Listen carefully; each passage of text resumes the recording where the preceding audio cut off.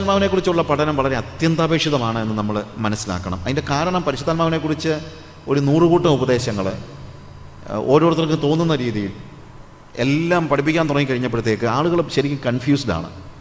ഇങ്ങനൊരു കൺഫ്യൂഷൻ ഉണ്ടായിക്കഴിഞ്ഞാൽ ഒന്നാമത്തെ കാര്യം ഇത് എന്താണ് ഒരു മില്ലീനിയത്തെക്കുറിച്ചോ അല്ലെങ്കിൽ കർത്താവായ യേശു ക്രിസ്തുവിൻ്റെ രണ്ടാമത്തെ വരവിന് ശേഷം 7 വർഷം കഴിയുമ്പോൾ എന്ത് സംഭവിക്കും എന്നുള്ള വിഷയത്തെക്കുറിച്ചൊക്കെ ഇപ്പോൾ 10 പേര് 10 ആയിട്ട് പഠിപ്പിച്ചാലും നമുക്കൊന്നും സംഭവിക്കാനില്ല. കാരണം അത് ആരെങ്കിലും അവരുടെ ഇഷ്ടമുള്ളവരൊക്കെ പറഞ്ഞോട്ടെ, അതുകൊണ്ടൊന്നും നമ്മളെ ബാധിക്കുന്നില്ല. കർത്താവ് വന്നു കഴിഞ്ഞിട്ടാണല്ലോ, പിന്നെ എന്തെങ്കിലും ആയിക്കോട്ടെ. പക്ഷേ പരിശുദ്ധാത്മാവിനെക്കുറിച്ചുള്ള പഠനത്തിൽ ഇങ്ങനെ അസ്പഷ്ടത ഉണ്ടാകുന്നത് അത്ര അഭിലഷണീയമായ കാര്യമല്ല. കാരണം പരിശുദ്ധാത്മാവെന്ന് പറയുന്നത് നമ്മളുടെ അനുദിന ആത്മീയ ജീവിതത്തിൽ നമ്മളെ നയിക്കുന്ന, അല്ലെങ്കിൽ നമുക്ക് അതിനെ വിട്ട് നമുക്കൊന്നും ആലോചിക്കാൻ പോലും പറ്റത്തില്ല. ഹോളി സ്പിരിറ്റിനെ വിട്ട് നമുക്കൊരു കാര്യം ആലോചിക്കാൻ തന്നെ പറ്റത്തില്ല. അതുകൊണ്ട് ഇഷ്ടമുള്ളവർ ഇഷ്ടമുള്ളതുപോലെ വ്യാഖ്യാനിച്ച് കളയാൻ പറ്റുന്ന ഒരു കാര്യമല്ല ഹോളി സ്പിരിറ്റ് എന്നുള്ളത് നമ്മൾ മനസ്സിലാക്കണം. അതുകൊണ്ട് വേദപുസ്തകപരമായ ഒരു അടിത്തറ വളരെ അത്യാവശ്യമാണ്. പുതിയ നിയമത്തിൻ്റെ കാര്യങ്ങളെക്കുറിച്ച് ആലോചിക്കുമ്പോൾ ശരിക്കും പറഞ്ഞാൽ പുതിയ നിയമത്തിൻ്റെ ചുമതല നമ്മൾ പല മലയാള വാക്കുകൾ നമ്മൾ ഉപയോഗിക്കുമ്പോഴത്തേക്ക് ഒരു പക്ഷേ അത് ഉപയോഗിക്കുന്ന സമയത്ത് ചിലപ്പോൾ ഒരു പക്ഷേ ഞാൻ ഉപയോഗിച്ചാലും നിങ്ങൾ ഉപയോഗിച്ചാലും അതിൻ്റെ പൂർണ്ണമായ അർത്ഥം അതിനകത്ത് കിട്ടിയില്ലെന്നിരിക്കും. എങ്കിലും ഞാൻ പറയട്ടെ, പരിശുദ്ധാത്മാവിൻ്റെ ചുമതല ദൈവിക തൃത്വം ഫലമേൽപ്പിച്ചിരിക്കുന്നത് ദൈവസഭയുടെ ചുമതല ദൈവതൃത്വം ദൈവസഭയുടെ ചുമതല ഏൽപ്പിച്ചിരിക്കുന്നത് ശരിക്കും പറഞ്ഞാൽ പരിശുദ്ധാത്മാവിനെയാണ്.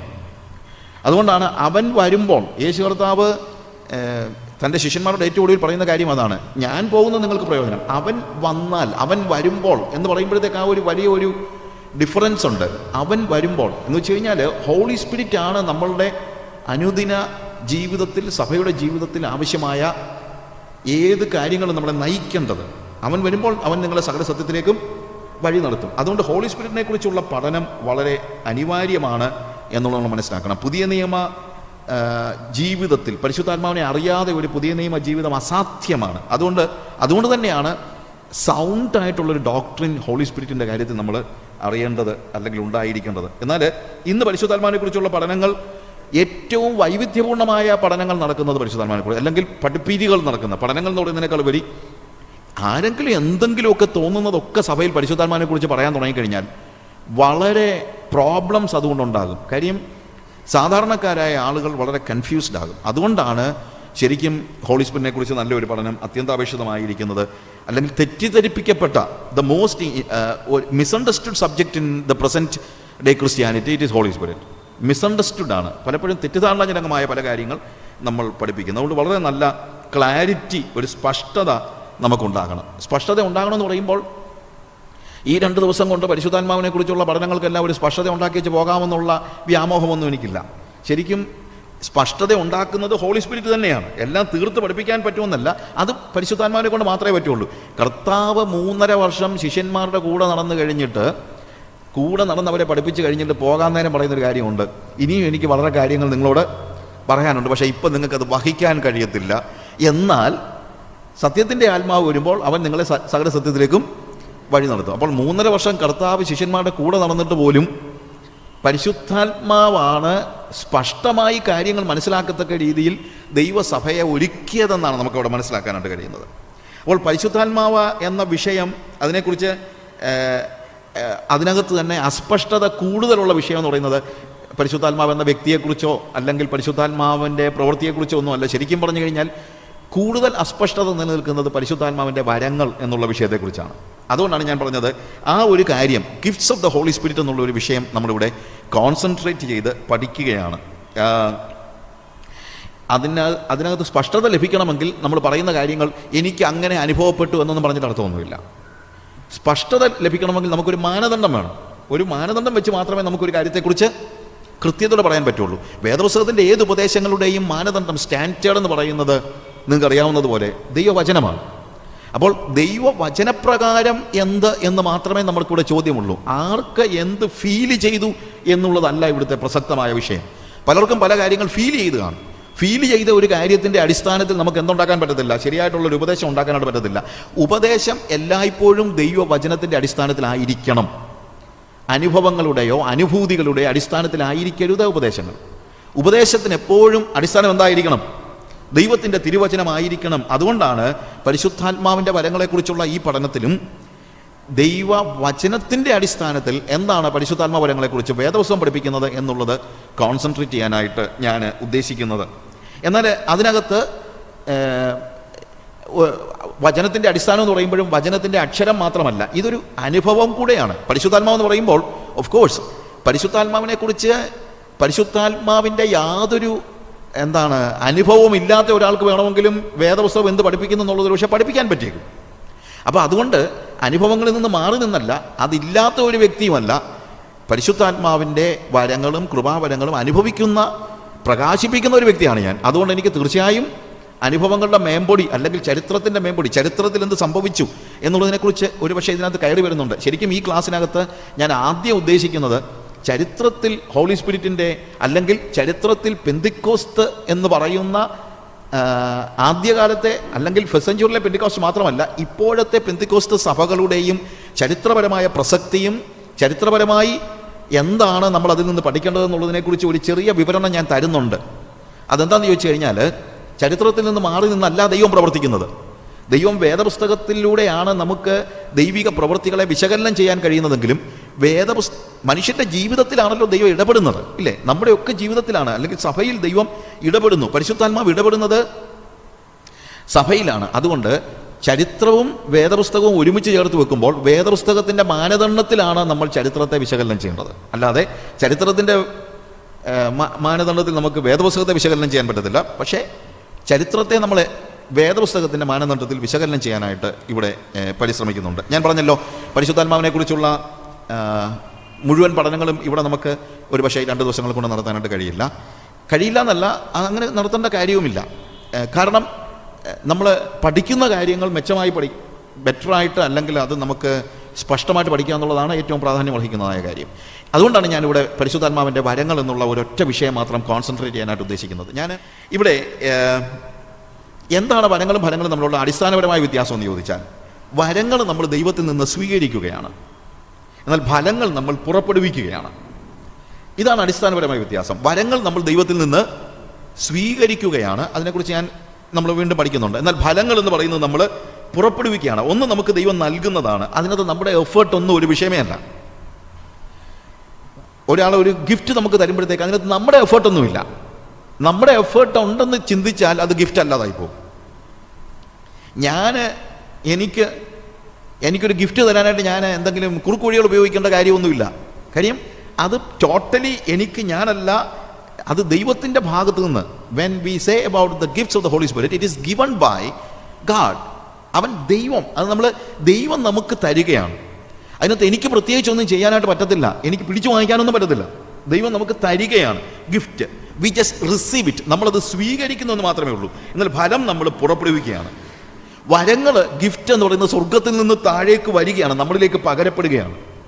It is given from on high. അതുകൊണ്ടാണ് പരിശുദ്ധാത്മാവിനെ കുറിച്ച് പറയുമ്പോൾ ഉയരത്തിൽ നിന്ന് ശക്തി ലഭിക്കുവോളം എന്ന് പറയുന്നത്. It is given from on high, ഉയരത്തിൽ നിന്നുള്ളതാണ്. ഹോളി സ്പിരിറ്റ് എന്ന് പറയുന്ന ഗിഫ്റ്റ് തന്നെ, ഞാൻ അതിനെക്കുറിച്ച് പിന്നീട് പറയാം. എന്നാൽ ഫലങ്ങൾ എന്ന് പറയുന്നത് ദൈവം നമുക്ക് നൽകിയിരിക്കുന്ന കൃപയാൽ നമ്മൾ പുറപ്പെടുവിക്കുന്നത് നമ്മുടെ ഭാഗത്ത് നിന്നുള്ളതാണ്. നമ്മുടെ ഭാഗത്ത് നിന്ന് വരങ്ങൾ ഉണ്ടാകത്തില്ല, നമ്മുടെ ഭാഗത്ത് നിന്ന് ഉണ്ടാകേണ്ടത് ഫലങ്ങളാണ്. വരം എന്ത് ചെയ്യുന്നതാണ്? ദൈവം നമുക്ക് തരുന്നതാണ്. U receive gifts and you produce fruits. U receive gifts and you produce fruits. ഫലങ്ങൾ, ആത്മാവിൻ്റെ ഫലങ്ങൾ, ഫലം എന്നാണ് ഇവിടെ പറയുന്നത്. അതുപോട്ടെ, അതിനെക്കുറിച്ചുള്ള പഠനം അല്ല ഇവിടെ എന്നുള്ളതുകൊണ്ട് ഞാൻ അതിനെക്കുറിച്ച് കോൺസെൻട്രേറ്റ് ചെയ്ത് പഠിപ്പിക്കുന്നില്ല. പരിശുദ്ധാത്മാവ് നമുക്ക് ഗിഫ്റ്റ്സ് തരുന്നു, ആത്മാവിൻ്റെ ഫലങ്ങൾ നമ്മൾ പുറപ്പെടുവിക്കുന്നു. ഇങ്ങനെയാണ് നമ്മൾ കാര്യങ്ങൾ മനസ്സിലാക്കേണ്ടത്.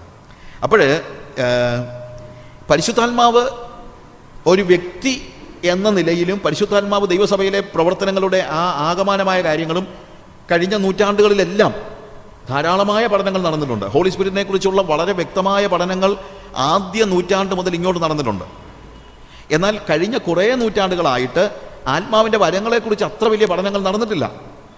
20-ാം നൂറ്റാണ്ടിന് മുമ്പ് എന്താണെന്ന് ചോദിച്ചു കഴിഞ്ഞാൽ, ആത്മാവിൻ്റെ വരങ്ങൾ ശരിക്കും കുറേ നൂറ്റാണ്ടുകൾ ശരിയായ നിലയിൽ സഭയിൽ പ്രകാശിപ്പിക്കപ്പെട്ടില്ല എന്ന് പറയാൻ പറ്റത്തില്ല. അവിടെയും ഇവിടെയും ഒക്കെ ആത്മാവിൻ്റെ വരങ്ങൾ പ്രകാശിപ്പിക്കുന്ന ആളുകൾ ഉണ്ടായിരുന്നുവെങ്കിൽ പോലും സഭയൊന്നാകെ ആത്മാവിൻ്റെ വരങ്ങളെ ശരിക്കും എന്താണ് ഒരു ഗൗരവമായി എടുത്തിരുന്നില്ല. അതിൻ്റെ ഒരു കാരണം തന്നെ സെയിൻറ്റ് അഗസ്റ്റിൻ്റെ ഒരു തിയോളജിക്കൽ കോൺസെപ്റ്റ് ഉണ്ട്.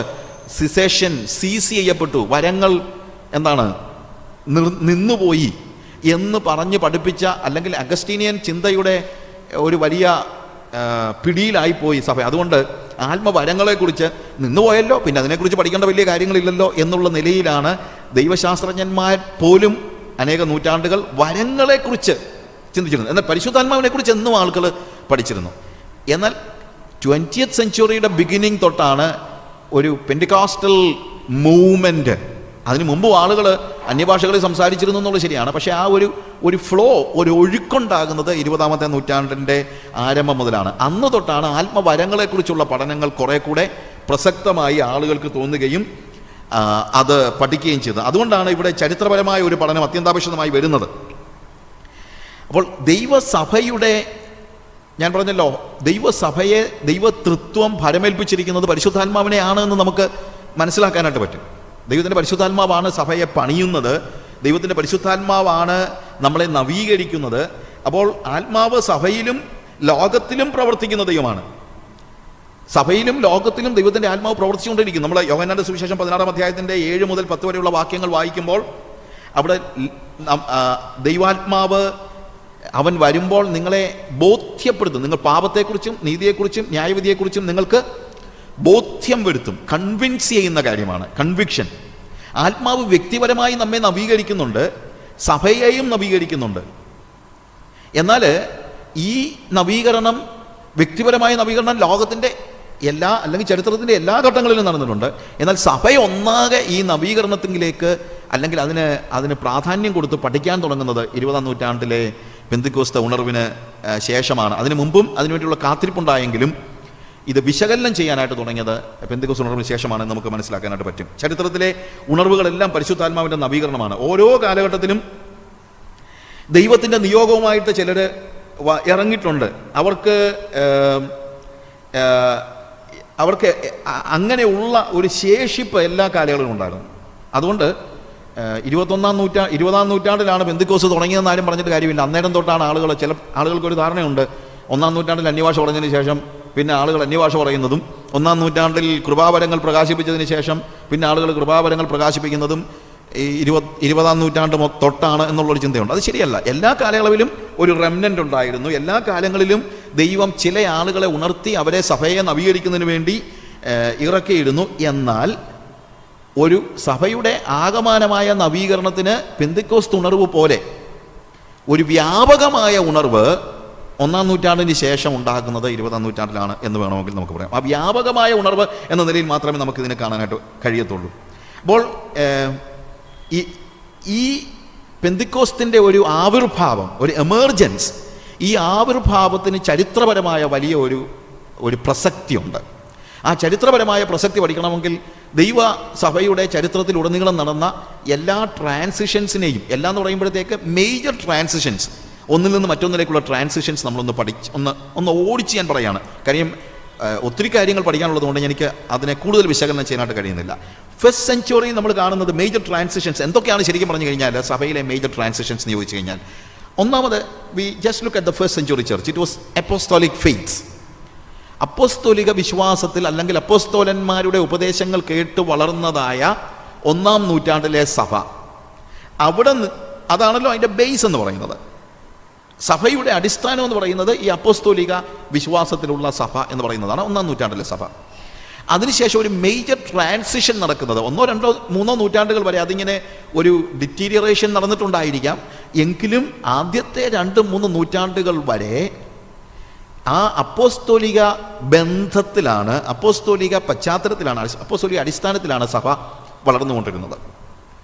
എന്നാൽ പിന്നീടുണ്ടായ മേജർ ട്രാൻസിഷൻ എന്ന് പറയുന്നത് കാത്തലിക് ഇൻസ്റ്റിറ്റ്യൂഷണലൈസേഷനിലേക്കുള്ള, അല്ലെങ്കിൽ വ്യവസ്ഥാപിതമായ ഒരു നിലയിലേക്ക് സഭ വീണുപോവുക എന്ന് നമുക്ക് പറയാം.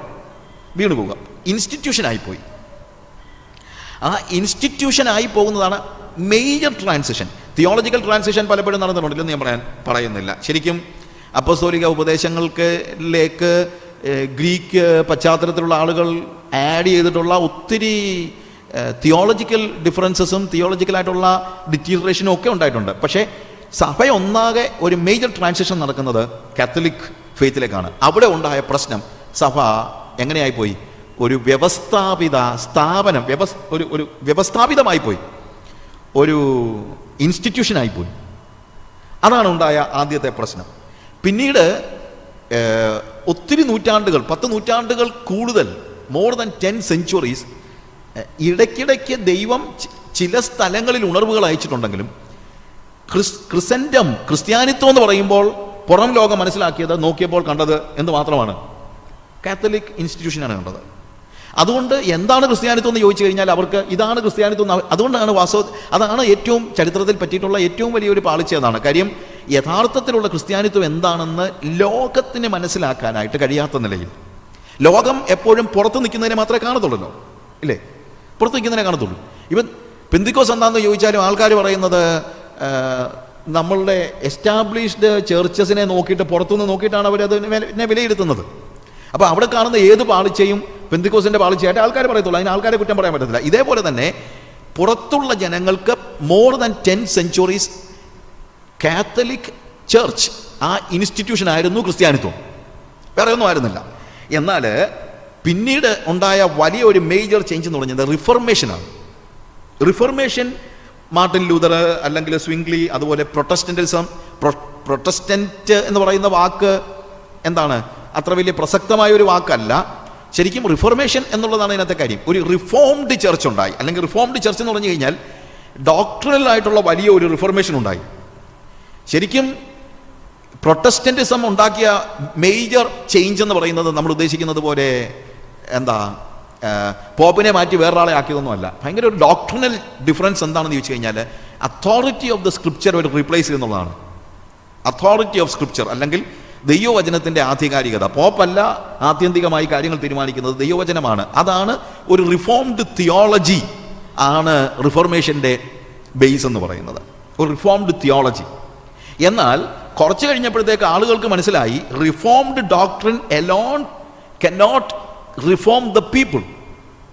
ഒരു റിഫോംഡ് തിയോളജി ഉണ്ടായതുകൊണ്ട് മാത്രം എന്തുണ്ടാകത്തില്ല?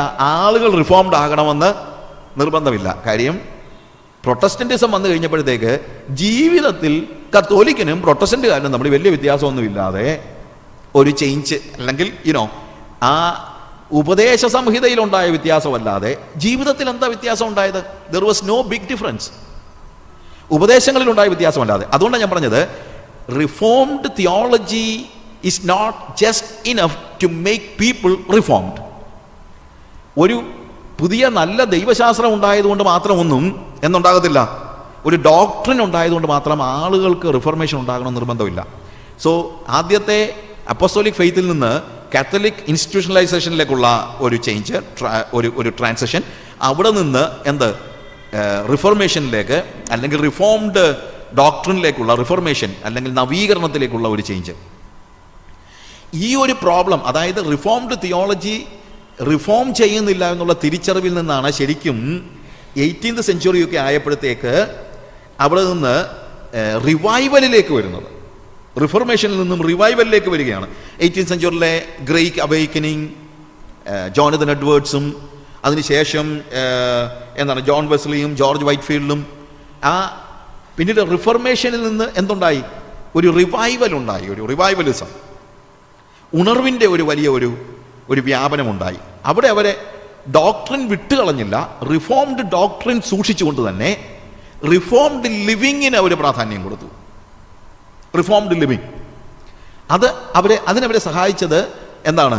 ഈ റിഫർമേഷൻ മാത്രമല്ല, റിവൈവൽ. അവരുടെ ലൈഫിൽ വലിയ വ്യത്യാസമുണ്ടായി. ഈവൻ ജോൺ വെസ്ലി ഒരു ഡിസിപ്ലിൻഡ് ലൈഫ്, മെത്തോഡിസം എന്ന് പറഞ്ഞാൽ അതാണ്. ശരിക്കും പറഞ്ഞു കഴിഞ്ഞാൽ ഒരു ഡിസിപ്ലിൻഡ് ലൈഫിലേക്ക് ആളുകളെ വിളിക്കാൻ തുടങ്ങി. ദൈവവചനാധിഷ്ഠിതമായ ഒരു ഡിസിപ്ലിൻഡ് മെത്തോഡിക് അല്ലെങ്കിൽ ഒരു ഡിസൈപ്പിൾഷിപ്പിൻ്റെ ഒരു ജീവിതം ജീവിക്കാനുള്ള ജോൺ വെസ്ലിയുടെ ആഹ്വാനമുണ്ടായി. 19th century വന്നപ്പോൾ ഈ റിഫോർമേഷനും റിവൈവലും ഇതൊരു ഗ്രോത്താണ്, ഒന്നിനെ ഇട്ട് കളഞ്ഞിട്ടല്ല, ഒരു ഗ്രോത്താണ്. ശരിക്കും ഇൻസ്റ്റിറ്റ്യൂഷണലൈസ്ഡ് ലെവലിലേക്ക് കാത്തലിക് ചർച്ച് താഴോട്ട് വീണ് പോയെങ്കിൽ അവിടെ നിന്നുള്ള കരകയറ്റമാണ് ശരിക്കും പറഞ്ഞു കഴിഞ്ഞാൽ റിഫോർമേഷൻ, റിവൈവൽ എന്നുള്ള ആ ഒരു വളർച്ചയാണ്. അടുത്തതായിട്ട് സംഭവിക്കുന്നതെന്ന് പറഞ്ഞു കഴിഞ്ഞാൽ 19th സെഞ്ച്വറി വന്നപ്പോഴത്തേക്ക് Charles Spurgeon, D.L. Moody, Charles Finney തുടങ്ങിയ റിവൈവൽ പ്രീച്ചേഴ്സ് എന്ത് ചെയ്തു?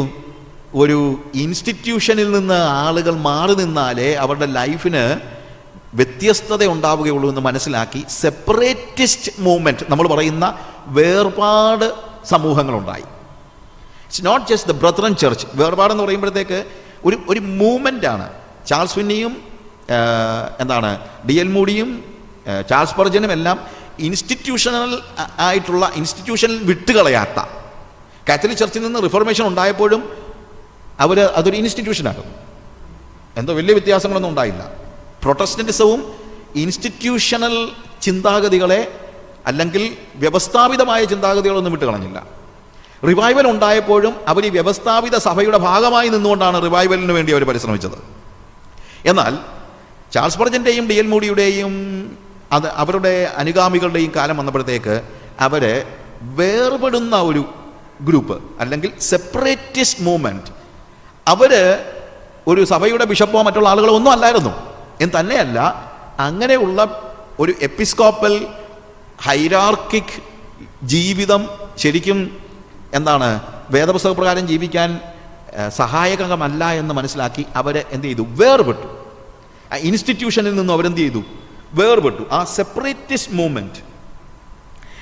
സെപ്പറേറ്റിസ്റ്റ് മൂവ്മെൻറ്റിൻ്റെ ഏറ്റവും വലിയ ഗുണം എന്ന് ചോദിച്ചു കഴിഞ്ഞാൽ ദേ വർ ടോട്ടലി സ്ക്രിപ്ചറലായിട്ട് വേദപുസ്തകത്തിൽ അധിഷ്ഠിതമായ ഒരു ജീവിതം, വേദപുസ്തകത്തിൽ അധിഷ്ഠിതമായ ഒരു സഭ. ഇതാണ് ഇതിനകത്തുണ്ടായ വ്യത്യാസം. വേദപുസ്തകത്തിൽ അധിഷ്ഠിതമായ ജീവിതം എന്നുള്ളത് നേരത്തെ തന്നെ ഉണ്ടായിരുന്ന എംഫസിസ് ആയിരുന്നു. എന്നാൽ സെപ്പറേറ്റിസ്റ്റ് മൂവ്മെൻറ്റ് വന്നപ്പോഴത്തേക്ക്, വേർപാടിൻ്റെ ഒരു ഗ്രൂപ്പ് വന്നപ്പോഴത്തേക്ക് എന്തുണ്ടായി? സെപ്പറേറ്റിസ്റ്റ് ആളുകളാണ് ദൈവവചനത്തിന് അധിഷ്ഠിതമായ ജീവിതം മാത്രമല്ല, ദൈവവചനത്തിന് അധിഷ്ഠിതമായ സഭ എന്നുള്ള ആ ഒരു പുതിയ ചിന്താഗതിയിലേക്ക് കടന്നു വരുന്നത്. അതുകൊണ്ടാണ് പ്രാദേശികമായി സഭ ഓരോ യൂണിറ്റുകളായി കൂട്ടായ്മയുണ്ടെങ്കിലും ഹൈറാർക്കി ഇല്ലാത്ത നിലയിലുള്ള, അല്ലെങ്കിൽ എപ്പിസ്കോപ്പൽ ചർച്ചസിൻ്റെ ഒക്കെ പ്രത്യേകത എന്താണ്? ഹൈറാർക്കിയാണ്. ആ ഹൈറാർക്കിയെ നിരസിച്ചുകൊണ്ടുള്ള ഒരു സെപ്പറേറ്റിസ്റ്റ് മൂവ്മെൻറ്റ് അവർ ഉണ്ടാക്കിയെടുത്തു. ഇവർക്കുണ്ടായ ഏറ്റവും വലിയ പ്രത്യേകതയായിട്ട് നമുക്ക് ഒരുപക്ഷെ പറയാൻ പറ്റുന്നത് അതൊരു വളർച്ചയായിരുന്നു.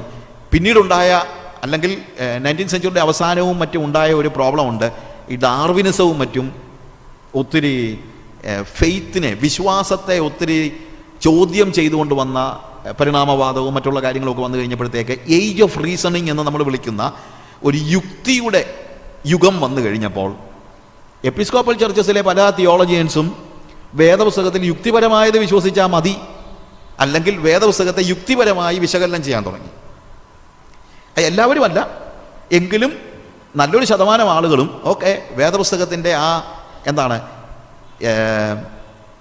ആധികാരികതയ്ക്ക്, അല്ലെങ്കിൽ അത് ദൈവനിശ്വാസ്യതയെ ചോദ്യം ചെയ്തുകൊണ്ട് തിയോളജിയൻസ് തന്നെ ഉണ്ടായപ്പോൾ സെപ്പറേറ്റിസ്റ്റ് മൂവ്മെൻറ്റ് ഫണ്ടമെൻ്റലായിട്ട്, വി കോൾ ദം ഫണ്ടമെൻ്റലിസ്റ്റുകൾ, അല്ലെങ്കിൽ അവരുടെ ആ അടിസ്ഥാനപരമായി വേദപുസ്തകത്തിന് അവരെ ഫണ്ടമെൻ്റലിസ്റ്റുകൾ വിളിക്കാൻ തന്നെ കാര്യം അതാണ്. അവർക്ക് അവർ പറഞ്ഞ് ഇത് യുക്തിപരമാണോ ഇല്ലയോ എന്നുള്ള ചോദ്യമൊന്നുമില്ല. Because it is Bible. ഇത് ബൈബിളാണെന്നുള്ളതാണ്. അത് ദൈവം നമുക്ക് തന്നാണ്. അതിനെ യുക്തിപരമായിട്ട് അനലൈസ് ചെയ്യാനൊന്നും കഴിയത്തില്ല എന്നുള്ള, അല്ലെങ്കിൽ അതിനുവേണ്ടിയുള്ള പരിശ്രമം ആവശ്യമില്ല എന്ന് പഠിപ്പിച്ചു. അത് പഠിപ്പിച്ചത് കൊണ്ട് സെപ്പറേറ്റിസ്റ്റ് മൂവ്മെൻറ്റിൻ്റെ ഒരു ഗ്രോത്ത് ആണ് ശരിക്കും ഈ ഫണ്ടമെൻ്റലിസം എന്ന് പറയുന്നത്. എന്നാൽ അപ്പോഴും ഉണ്ടായ പ്രശ്നം എന്നറിയാമോ? വേദപുസ്തകത്തിന് ഇത്രയും പ്രാധാന്യം കൊടുത്തെങ്കിലും ആ ലിബറൽ തിയോളജിയിൽ നിന്ന് സഭയെ ഒന്ന് പിടിച്ചു നിർത്തിയത് ശരിക്കും ഈ ഫണ്ടമെൻ്റലിസ്റ്റുകളാണ്.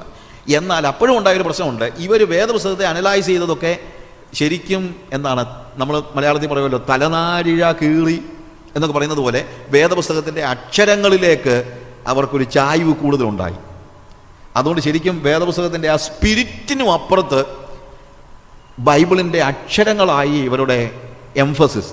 ഈ സെപ്പറേറ്റിസ്റ്റ് മൂവ്മെൻറ്റിൽ നിന്ന് ഫണ്ടമെൻ്റലിസത്തിലേക്കുള്ള വളർച്ചയിൽ പറ്റിയ ഒരു പ്രശ്നം അതാണ്. അതായത് അതിൻ്റെ ജീവൻ നഷ്ടപ്പെട്ട ഉപദേശമൊക്കെ അവർ കറക്റ്റായിട്ട് പറയും, പക്ഷേ എന്ത് സംഭവിച്ചു? അതിൻ്റെ ലൈഫ് ഇല്ലാതെയായിപ്പോയി. അതാണ് പലപ്പോഴും ഈ ഫണ്ടമെൻ്റലിസ്റ്റ് ഇൻ്റർപ്രിട്ടേഷൻ്റെ ഒക്കെ വലിയ പ്രശ്നം ഉണ്ടാകുന്നത്. ലൈഫില്ലാത്ത അല്ലെങ്കിൽ ജീവനില്ലാത്ത, ജീവിതമില്ലെന്നല്ല ഞാൻ പറയുന്നത്, ജീവനില്ലാത്ത ത്രസിപ്പിക്കുന്ന പരിശുദ്ധാത്മാ നിവേശിതമാണെന്ന് അവർ പറഞ്ഞെങ്കിലും അതിനെ വ്യാഖ്യാനിക്കാൻ അവർ പരിശുദ്ധാത്മാവിനെ കൂട്ടുപിടിച്ചില്ല. വ്യാഖ്യാനിക്കാൻ അവർ കൂട്ടുപിടിച്ചത് യുക്തിയാണ്. അല്ലെങ്കിൽ ബുദ്ധിപരമായി എല്ലാവർക്കും ബോധ്യമാകുന്ന നിലയിൽ യുക്തിപരമായി ഓരോ അക്ഷരവും എടുത്ത് വ്യാഖ്യാനിക്കാൻ തുടങ്ങി. ഓരോ വാക്യത്തിൻ്റെയും ഓരോ തലനാരിഴ കീറി അതിൻ്റെ ഓരോ അക്ഷരങ്ങളും എടുത്ത് വേണമെങ്കിൽ വ്യാഖ്യാനിക്കത്തക്ക രീതിയിൽ അതാണ് അവിടെ പറ്റിയ ഒരു പാളിച്ച. അവിടെയാണ് ഡോഗ്മാറ്റിസം ഉണ്ടായത്. ഒരു ഡോഗ്മ, ഉപദേശം എന്ന് പറയുന്നതിന് ഒരു ഓവർ എംഫസിസ് ഉണ്ടായി. ഉപദേശം പ്രാധാന്യമില്ലാത്തതല്ല, ഞാൻ ഏത് കാര്യം പറയുമ്പോഴും ഇതെല്ലാം പ്രധാനമാണ്. പക്ഷേ ഏത് കാര്യത്തിനും നമ്മൾ ഓവർ എംഫസിസ് കൊടുക്കുമ്പോൾ അത് നമ്മളെ കുഴപ്പത്തിലേക്ക് നയിക്കുന്നത്. എവിടെയും ആവശ്യമായിരിക്കുന്ന ഒരു ബാലൻസ്ഡ് ആയിട്ടുള്ള ഒരു പോക്കാണ്. ചിലപ്പോൾ ഉണ്ടാകുന്ന ഒരു പ്രോബ്ലം എന്ന് ചോദിച്ചു കഴിഞ്ഞാൽ ഒന്നിനോട് എതിർക്കാനായിരിക്കും അല്ലെങ്കിൽ ലിബറൽ തിയോളജിയോടെ എതിർക്കാനായിരിക്കും ഒരു പക്ഷേ ഇവർ ഈ ഫണ്ടമെൻ്റൽ ആയിട്ടുള്ള കാര്യങ്ങളെ ചെയ്തത്. പക്ഷേ അതിൻ്റെ ഓപ്പോസിറ്റ് ഡിറക്ഷനിലേക്ക് പോകുമ്പോഴുണ്ടാകുന്ന ഒരു പ്രോബ്ലം ഉണ്ട്. നമ്മളൊരു പെൻഡുലം ഒരു സൈഡിൽ നിന്ന് വിട്ടാൽ നേരെ നടുക്ക് പോയി നിൽക്കത്തില്ലല്ലോ. അതെന്ത് ചെയ്യും? നേരെ അപ്പുറത്ത് പോയി ഇപ്പുറത്ത് പോയി ഒടുവിലല്ലേ ഇത് നടുക്ക് വന്ന് നിൽക്കുന്നത്. ഇതേപോലെ ഒരു ബാലൻസ്ഡ് ആയിട്ട് പോകാനായിട്ട് ഈ സെപ്പറേറ്റിസ്റ്റ് മൂവ്മെൻറ്റിലെ ആളുകൾക്ക്, അതായത് അതിനെ വേദപുസ്തകത്തെ അതിൻ്റെ സ്പിരിറ്റിൽ അവർ പറഞ്ഞു ഇത് പരിശുദ്ധാത്മ നിവേശിതമാണെന്ന് പറഞ്ഞു. പക്ഷേ പരിശുദ്ധാത്മാവിൻ്റെ സഹായത്തോടു കൂടെ ഇതിനെ വ്യാഖ്യാനിക്കാൻ അവർ പരിശ്രമിച്ചില്ല. പകരം അവിടെ അവരെന്ത് ചെയ്തു? അവർ യുക്തിയെ ഉപയോഗിക്കാൻ തുടങ്ങി. അതാണ് പ്രോബ്ലം ഉണ്ടാകുന്നത്. അതുകൊണ്ടാണ് ഡോഗ്മാറ്റിസം ഉണ്ടാകുന്നത്. And that ended up in legalism. അതുകൊണ്ട് ഞങ്ങളാണ് ഏറ്റവും മെച്ചപ്പെട്ട ഉപദേശം കയ്യിലുള്ള ആളുകൾ, ഞങ്ങളെ കഴിഞ്ഞ് വേറെ ആരും ഒന്നുമില്ല, മറ്റുള്ളവരെല്ലാം ഉപദേശമൊന്നും അറിയാൻ വയ്യാത്തവരാണ്, ഞങ്ങൾ മാത്രമേ ഉപദേശത്തിൻ്റെ ആളുകൾ എന്ന് പറഞ്ഞ് അതവർക്ക് ഒരു ലീഗലിസത്തിലേക്കും ഞങ്ങൾ ഇന്ന കാര്യങ്ങൾ ചെയ്യുന്നു. ലീഗലിസം ആത്യന്തികമായി സംഭവിക്കാൻ പോകുന്നത് ഒരു ഫരിസൈസത്തിലേക്ക് പോകുന്നുള്ളതാണ്. ലീഗലിസം എപ്പോഴും ആത്യന്തികമായി എന്തിലേക്കാണ് നമ്മളെ നയിക്കാൻ സാധ്യതയുള്ളത്? പരീശത്വത്തിലേക്കാണ് നയിക്കാൻ സാധ്യതയുള്ളത്. ഇതാണ് വാസ്തവത്തിൽ ആ കാലയളവിലുണ്ടായ ഒരു വലിയ, അല്ലെങ്കിൽ അവർക്കുണ്ടായ ഒരു പ്രശ്നം. They knew the Bible but they did not have the power to live the Bible. അവർക്ക് വേദപുസ്തകം അറിയാമായിരുന്നു, ഉപദേശം അറിയാമായിരുന്നു, എങ്ങനെ ജീവിക്കണമെന്നുള്ളതിനെക്കുറിച്ച് അവർക്ക് ഒരു തത്വശാസ്ത്രം അല്ലെങ്കിൽ അതിനെക്കുറിച്ച് അവർക്കൊരു ഫിലോസഫി ഉണ്ടായിരുന്നു. പക്ഷെ എങ്ങനെ ജീവിക്കണം അല്ലെങ്കിൽ എന്താണ് വേദപുസ്തകം പഠിപ്പിക്കുന്നതെന്ന് അവർക്കറിയായിരുന്നു. പക്ഷേ വേദപുസ്തകം പഠിപ്പിക്കുന്ന ജീവിതം ജീവിക്കാനുള്ള ശക്തി അവർക്ക് ഇല്ലായിരുന്നു. അപ്പോൾ റിഫോംഡ് തിയോളജി ഉണ്ടായപ്പോൾ റിഫോംഡ് ലിവിങ് ഉണ്ടായില്ല എന്ന് നമ്മൾ പറഞ്ഞു. റിവൈവൽ ഉണ്ടായപ്പോൾ വ്യക്തികളുടെ ജീവിതത്തിൽ റിവൈവൽ ഉണ്ടായി എന്നുള്ളത് ശരിയാണെങ്കിലും സഭ അപ്പോഴും ഇൻസ്റ്റിറ്റ്യൂഷനായിരുന്നു. സെപ്പറേറ്റിസ്റ്റ് മൂവ്മെന്റ് വന്നപ്പോൾ അവർ പറഞ്ഞു വ്യക്തികൾ മാത്രമല്ല സഭയും ഉണർവുണ്ടാകണം, സഭയും നവീകരിക്കപ്പെടണം, സഭയ്ക്കും വ്യത്യാസം ഉണ്ടാകണം.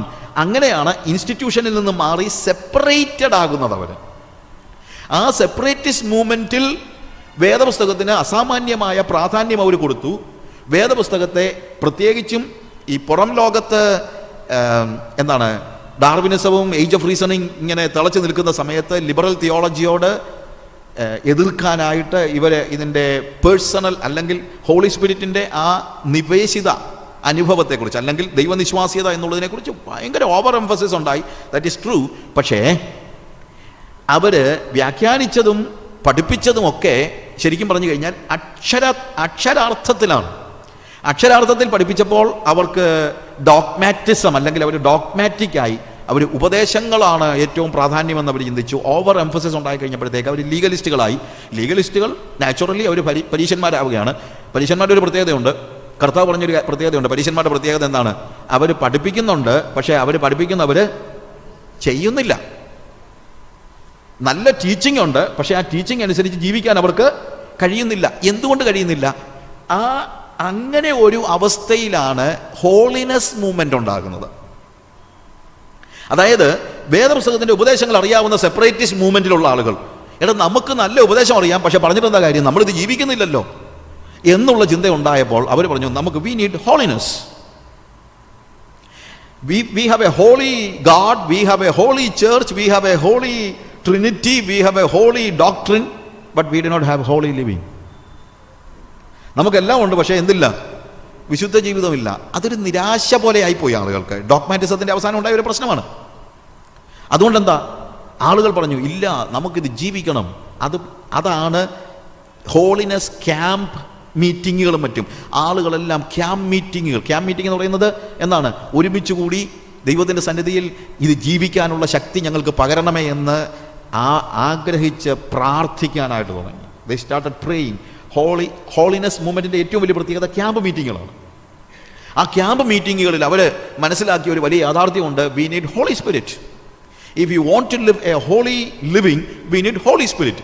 പരിശുദ്ധാത്മാവിന് വേണ്ടിയുള്ള വലിയ അഭിവാഞ്ച ഉണ്ടാകുന്നത് ഈ ഹോളിനെസ് മൂവ്മെൻറ്റിലെ ക്യാമ്പുകളിൽ വെച്ചാണ്. ആ ക്യാമ്പുകളിലാണ് പരിശുദ്ധാത്മാവിന് വേണ്ടിയുള്ള പ്രാർത്ഥനകൾ നടക്കാൻ തുടങ്ങുന്നത്. നേരത്തെ ഒന്നും അങ്ങനെയുള്ള ഒരു സ്പെഷ്യൽ പ്രാർത്ഥനാനുഭവങ്ങളോ പ്രാർത്ഥനാ ക്യാമ്പുകളോ ഒന്നും ഉണ്ടായിരുന്നില്ല. പെന്തിക്കോസുകാരല്ല പരിശുദ്ധാത്മാവിന് വേണ്ടിയുള്ള പ്രാർത്ഥന തുടങ്ങിയത്. പെന്തിക്കോസുകാരല്ല പരിശുദ്ധാത്മാവിന് വേണ്ടി കൂട്ടമായി ദൈവത്തോട് കരഞ്ഞപേക്ഷിക്കാൻ തുടങ്ങിയത്. ഈ ഹോളിനെസ് മൂവ്മെൻറ്റുകാരാണ്. ആ ഹോളിനെസ് മൂവ്മെൻറ്റിൽ നിന്നാണ് വാസ്തവത്തിൽ ഹോളിനെസ് മൂവ്മെൻ്റ് ഒരു ഓഫ് ഷൂട്ടാണ് ശരിക്കും പറഞ്ഞു കഴിഞ്ഞാൽ പെന്തിക്കോസ്റ്റലിസം എന്ന് പറയുന്നത്. Holiness, William J Seymour was a holiness മൂവ്മെൻറ്റിലെ ഒരു പ്രീച്ചറായിരുന്നു വില്യം ജെ സെയ്മൂർ. ചാൾസ് പെർഹാമും മറ്റും ഇതേപോലെ തന്നെ ഹോളിനെസ് മൂവ്മെൻറ്റിൻ്റെ ഒരു ഡെവലപ്മെൻറ്റിൽ ജീവിതത്തെ രൂപപ്പെടുത്തിയ ചാൾസ് പെർഹാമിൻ്റെ ബൈബിൾ സ്കൂളിൽ വെച്ച് ടൊപ്പിക്കയിൽ വെച്ച് 1901 ജനുവരി 1-ാം തീയതിയാണ് ആഗ്നസ് ഹോസ്മാൻ എന്ന് പറയുന്ന 18 വയസ്സുള്ള പെങ്കൊച്ച് അന്യഭാഷകളിൽ സംസാരിക്കുന്നതിനെക്കുറിച്ച് ചരിത്രം രേഖപ്പെടുത്തിയിരിക്കുന്നത്. അതിനു മുമ്പ് നമ്മുടെ കേരളത്തിൽ ഉൾപ്പെടെ പല സ്ഥലങ്ങളിലും ആളുകൾ അന്യഭാഷകൾ സംസാരിച്ചിട്ടുണ്ട്, അത് വേറെ കാര്യം. പക്ഷേ സായിപ്പാണല്ലോ ചരിത്രം എഴുതുന്നത്. അതുകൊണ്ട് ഇതൊക്കെ ചരിത്രം വരുമ്പം സായിപ്പിൻ്റെ ഭാഷ മാത്രമേ വരുവുള്ളല്ലോ, നമ്മുടെ ഭാഷ വരത്തില്ലല്ലോ. അല്ലാതെ ചിലരുടെയൊക്കെ ചിന്ത പഠിപ്പിക്കുന്നതനുസരിച്ചാണെങ്കിൽ എന്താ, 1-ാം നൂറ്റാണ്ടിൽ അപ്പോസ്തലന്മാർ അന്യഭാഷയിൽ സംസാരിച്ചതിന് ശേഷം പിന്നെ ആദ്യമായിട്ട് അന്യഭാഷയിൽ സംസാരിക്കുന്നത് ആഗ്നസ് ഹോസ്മാനാണെന്ന്. അതൊന്നുമല്ല. ചരിത്രത്തിലുടനീളം എല്ലായ്പ്പോഴും പരിശുദ്ധാത്മ സ്നാനം പ്രാപിച്ചവരും പരിശുദ്ധാത്മാവിൻ്റെ കാര്യം ദൈവത്തിൻ്റെ സഭ എത്ര അല്ലെങ്കിൽ ഇൻസ്റ്റിറ്റ്യൂഷൻ ആയി കഴിഞ്ഞാൽ എന്തായി കഴിഞ്ഞാലും ദൈവത്തിൻ്റെ പരിശുദ്ധാത്മാവിനെ എടുത്തുകൊണ്ട് പോകാൻ ഇവർക്ക് ആർക്കും പറ്റത്തില്ലല്ലോ.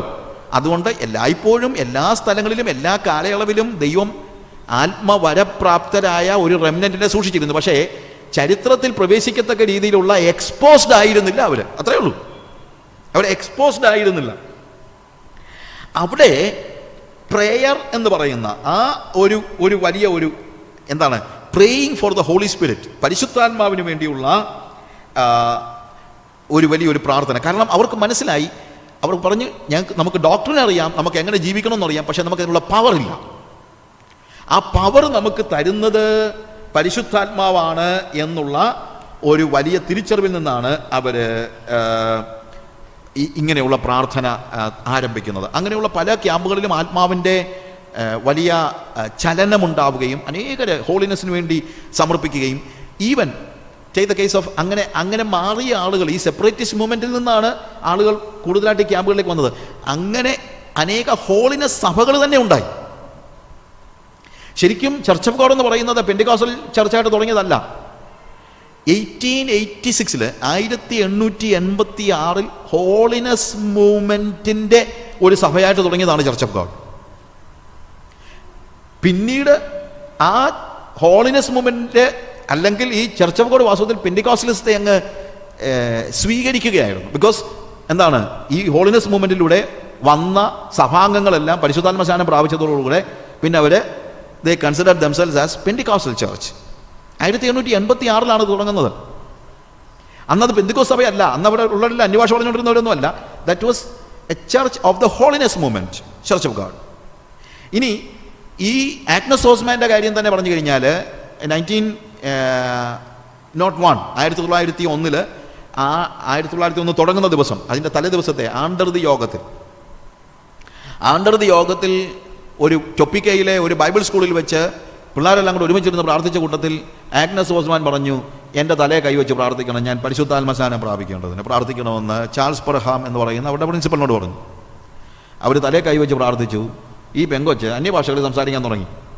She started speaking in Chinese ഭാഷ സംസാരിക്കാൻ തുടങ്ങി. ചൈനീസ് ഭാഷ സംസാരിക്കാൻ തുടങ്ങി കഴിഞ്ഞപ്പോഴത്തേക്ക് ഇവർ ബാക്കി ആരും ഇത് കണ്ടിട്ടില്ലല്ലോ. അപ്പോൾ അതുകൊണ്ട് ഇവളോട് ചോദിച്ചു, നീ എന്തോ ഈ പറയുന്നതെന്നൊക്കെ ചോദിച്ചപ്പോൾ അതും ചൈനീസിലാണ് ഇവൾ പറയുന്നത്. ആൻസർ ചെയ്യുന്നതും ചൈനീസിലാണ്. എന്നാൽ നീ എഴുതി കാണിക്കാൻ പറഞ്ഞപ്പോൾ എഴുതിയതും ചൈനീസാണ്. ആ എഴുതിയ പേപ്പറുകൾ ബ്ലോക്ക് എടുത്ത് അന്നത്തെ പത്രങ്ങൾ പ്രസിദ്ധീകരിച്ചിട്ടുണ്ട്. ആഗ്നസ് ഓസ്മാൻ എഴുതിയത് ചൈനീസാണ്. പിറ്റേ ദിവസം ഇവൾ സംസാരിച്ചത് ബൊഹീമിയൻ ലാംഗ്വേജാണ്. അപ്പോൾ ഡിഫറൻ്റ് ആയിട്ടുള്ള ലാംഗ്വേജസ് ഇവൾ സംസാരിക്കാൻ തുടങ്ങി. എന്നാൽ ഇത് കണ്ട് എല്ലാവരും, ഈ ചർച്ചിലുള്ള അല്ലെങ്കിൽ ഈ ബൈബിൾ സ്കൂളിലുള്ള എല്ലാവരും പ്രാർത്ഥിക്കാൻ തുടങ്ങി. എല്ലാവരും പരിശുദ്ധാത്മാവിൽ നിറഞ്ഞു. എല്ലാവരും പരിശുദ്ധാത്മാവിൽ നിറഞ്ഞപ്പോൾ ആഗ്നസ് ഓസ്മാൻ ഇങ്ങനെ സൂക്ഷിച്ചു നോക്കി. ഇവള് ചിന്തിച്ചത് ഇവർക്ക് മാത്രമായിട്ട് ദൈവം കൊടുത്ത ഒരു സ്പെഷ്യൽ ഗിഫ്റ്റ് ആണെന്നാണ്. പക്ഷേ ആഗ്നസ് ഓസ്മാന് മാത്രമല്ല, പിന്നീട് എന്താ സംഭവിക്കുന്നത്? ഇതൊരു വലിയ വളർച്ചയാണ്. അങ്ങനെ ആ ചാൾസ് പെർഹാമിൻ്റെ ബൈബിൾ സ്കൂളിൽ നിന്ന് പുറത്തിറങ്ങിയ വില്യം ജെ സെയ്മൂറാണ് അസൂസ സ്ട്രീറ്റിൽ ഒരു ഉണർവ് യോഗം തുടങ്ങുന്നത്. ഒരു ഉണർവ് യോഗം തുടങ്ങണമെന്ന് തുടങ്ങിയൊന്നുമല്ല.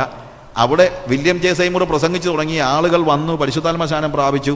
പിന്നെന്താ സംഭവിക്കുന്നത് ചോദിച്ചു കഴിഞ്ഞാൽ പുതിയ പുതിയ ആൾക്കാർ വരാൻ തുടങ്ങി. യോഗം ഒന്നും നിർത്താൻ പറ്റുന്നില്ല. അതായത് ഒരു ഗ്രൂപ്പ് അങ്ങോട്ട് പോകുമ്പോഴത്തേക്ക് പുതിയ ഗ്രൂപ്പ് വരാൻ തുടങ്ങി, പുതിയ ഗ്രൂപ്പ് അങ്ങോട്ട് പോകുമ്പോഴത്തേക്ക് പുതിയ ആൾക്കാർ വരാൻ തുടങ്ങി. അങ്ങനെ നൂറുകണക്കിന് ആയിരക്കണക്കിന് ആളുകൾ അവിടെ വന്നു. അസൂസ സ്ട്രീറ്റിൽ ഒരു ബിൽഡിങ്ങിൽ അവർ തുടങ്ങിയ മീറ്റിംഗ് 3.5 വർഷം കണ്ടിന്യൂ ചെയ്തെന്നാണ് പറയുന്നത്. 3.5 years. അങ്ങനെ അസൂസ സ്ട്രീറ്റിൽ നിന്ന് ആളുകൾ ലോകത്തിൻ്റെ വിവിധ സ്ഥലങ്ങളിലേക്ക് കടന്നുപോയി. യൂറോപ്പിൻ്റെ ഈവൻ സ്കാൻഡിനേവിയൻ കൺട്രീസിൽ നിന്നും എല്ലാ ലോകത്തിൻ്റെ വിവിധ സ്ഥലങ്ങളിൽ നിന്നുള്ള ആളുകൾ, അമേരിക്കയിൽ നിന്നും ഒക്കെ ആളുകൾ ലോസ് ഏഞ്ചലസിലെ ഈ അസൂസ സ്ട്രീറ്റിലേക്ക് വന്ന് ഈ മീറ്റിങ്ങിൽ പങ്കെടുക്കുകയും ഈ കറുത്ത പ്രസംഗകൻ, ഈ was A black holiness preacher, അവൻ്റെ ആ വില്യം ജെ സെയ്മൂറിൻ്റെ ആ ഉണർവ് യോഗത്തിൽ വന്ന് പങ്കെടുത്ത് ആത്മസ്നാനം പ്രാപിച്ച സാഹിബന്മാർ മിഷനറീസ് ആയിട്ട് ലോകത്തിൻ്റെ വിവിധ സ്ഥലങ്ങളിലേക്ക് പോയി. ഇന്ത്യയിലേക്കും വന്നു, ആഫ്രിക്കയിലേക്കും പോയി, ലോകത്തിൻ്റെ എല്ലാ സ്ഥലങ്ങളിലേക്കും പോയി. അവിടെ എല്ലാം അവർ ഈ പെന്തിക്കോസ്ത് ഉണർവിൻ്റെ പ്രചാരകരായി സുവിശേഷം അറിയിച്ചു. അനേക സ്ഥലങ്ങളിൽ ആളുകൾ ആത്മസ്നാനം പ്രാപിച്ചു. ആത്മസ്നാനം പ്രാപിച്ചു കഴിഞ്ഞപ്പോഴത്തേക്ക് ഈ ആളുകൾ പിന്നെ അവർക്ക് 2 കാര്യങ്ങൾ സംഭവിച്ചു. ഒന്ന്, ഈ ഇൻസ്റ്റിറ്റ്യൂഷണലൈസ്ഡ് ചർച്ചസിൽ ഇവർക്ക് പിന്നീട് ഒരു സ്ഥാനമില്ലാതെയായി. That's what happen. പല സമയത്തും ഉണ്ടാകുന്ന ഒരു പ്രോബ്ലം അതാണല്ലോ. പരിശുദ്ധാത്മ സ്നാനം പ്രാപിച്ചു കഴിയുമ്പോഴത്തേക്ക് പിന്നീട് ഇൻസ്റ്റിറ്റ്യൂഷണലൈസ്ഡ് ചർച്ചസിൽ അല്ലെങ്കിൽ ട്രഡീഷണൽ ചർച്ചസിൽ നമ്മളെ ഉൾക്കൊള്ളാനായിട്ട് ബുദ്ധിമുട്ടുണ്ടാകുന്നു. നമ്മളെ ഉൾക്കൊള്ളാൻ ബുദ്ധിമുട്ടുണ്ടായപ്പോൾ അവർ നമ്മളെ പുറത്താക്കിയില്ലെങ്കിൽ കുറച്ച് കഴിയുമ്പോൾ അവരെ ഉൾക്കൊള്ളാൻ നമുക്ക് ബുദ്ധിമുട്ടായി നമ്മൾ പുറത്തു പോകുന്നു. ഇതിൽ ഏതെങ്കിലും ഒന്നാണ് സംഭവിക്കുന്നത്. ഒന്നുകിൽ നമ്മളെ അവർ പുറത്താക്കി, അല്ലെങ്കിൽ നമ്മൾ പുറത്ത് പോന്നു. അപ്പോൾ അവർക്ക് ദേ നീഡഡ് ചർച്ച്. സോ അവർ എല്ലായിടത്തും ലോക്കൽ ചർച്ചസ് ഉണ്ടാക്കി വേദപുസ്തകത്തിൻ്റെ അടിസ്ഥാനത്തിൽ. It was easy for dum. എന്തുകൊണ്ടാണെന്ന് ചോദിച്ചു കഴിഞ്ഞാൽ അവർക്ക് ലീഡർഷിപ്പ് കൊടുത്ത പല ആളുകളും ഹോളിനെസ് മൂവ്മെന്റിൽ നിന്ന് വന്നവരാണ്. ഹോളിനെസ് മൂവ്മെന്റിലുള്ളവർ ശരിക്കും അവരുടെ പശ്ചാത്തലം സെപ്പറേറ്റിസ്റ്റ് മൂവ്മെന്റിൽ നിന്നാണ്. സെപ്പറേറ്റിസ്റ്റ് മൂവ്മെന്റ് ആയതുകൊണ്ട് ഇൻസ്റ്റിറ്റ്യൂഷണലൈസ്ഡ് ചർച്ചസിനോടുള്ള ആഭിമുഖ്യം അവർക്കില്ല. അവർക്ക് it was easy for them to start a local church. കാര്യം അവരുടെ ട്രെയിനിങ് അതാണ്, അവർ വന്ന സാഹചര്യം അതാണ്. അതുകൊണ്ട് ചെറിയ ചെറിയ കോൺഗ്രിഗേഷൻസ് ലോകത്തിൻ്റെ വിവിധ സ്ഥലങ്ങളിലുണ്ടായി. അമേരിക്കയിലും ഉണ്ടായി. അമേരിക്കയിലെ പല സ്ഥലങ്ങളിലും പെന്തിക്കോസ് ഉണർവ് വ്യാപിച്ച സ്ഥലങ്ങളിലൊക്കെ പുതിയ പുതിയ ചെറിയ ചെറിയ സഭകളുണ്ടായി. അങ്ങനെ ഈ സഭകൾ മുന്നോട്ട് വന്നു കഴിഞ്ഞപ്പോൾ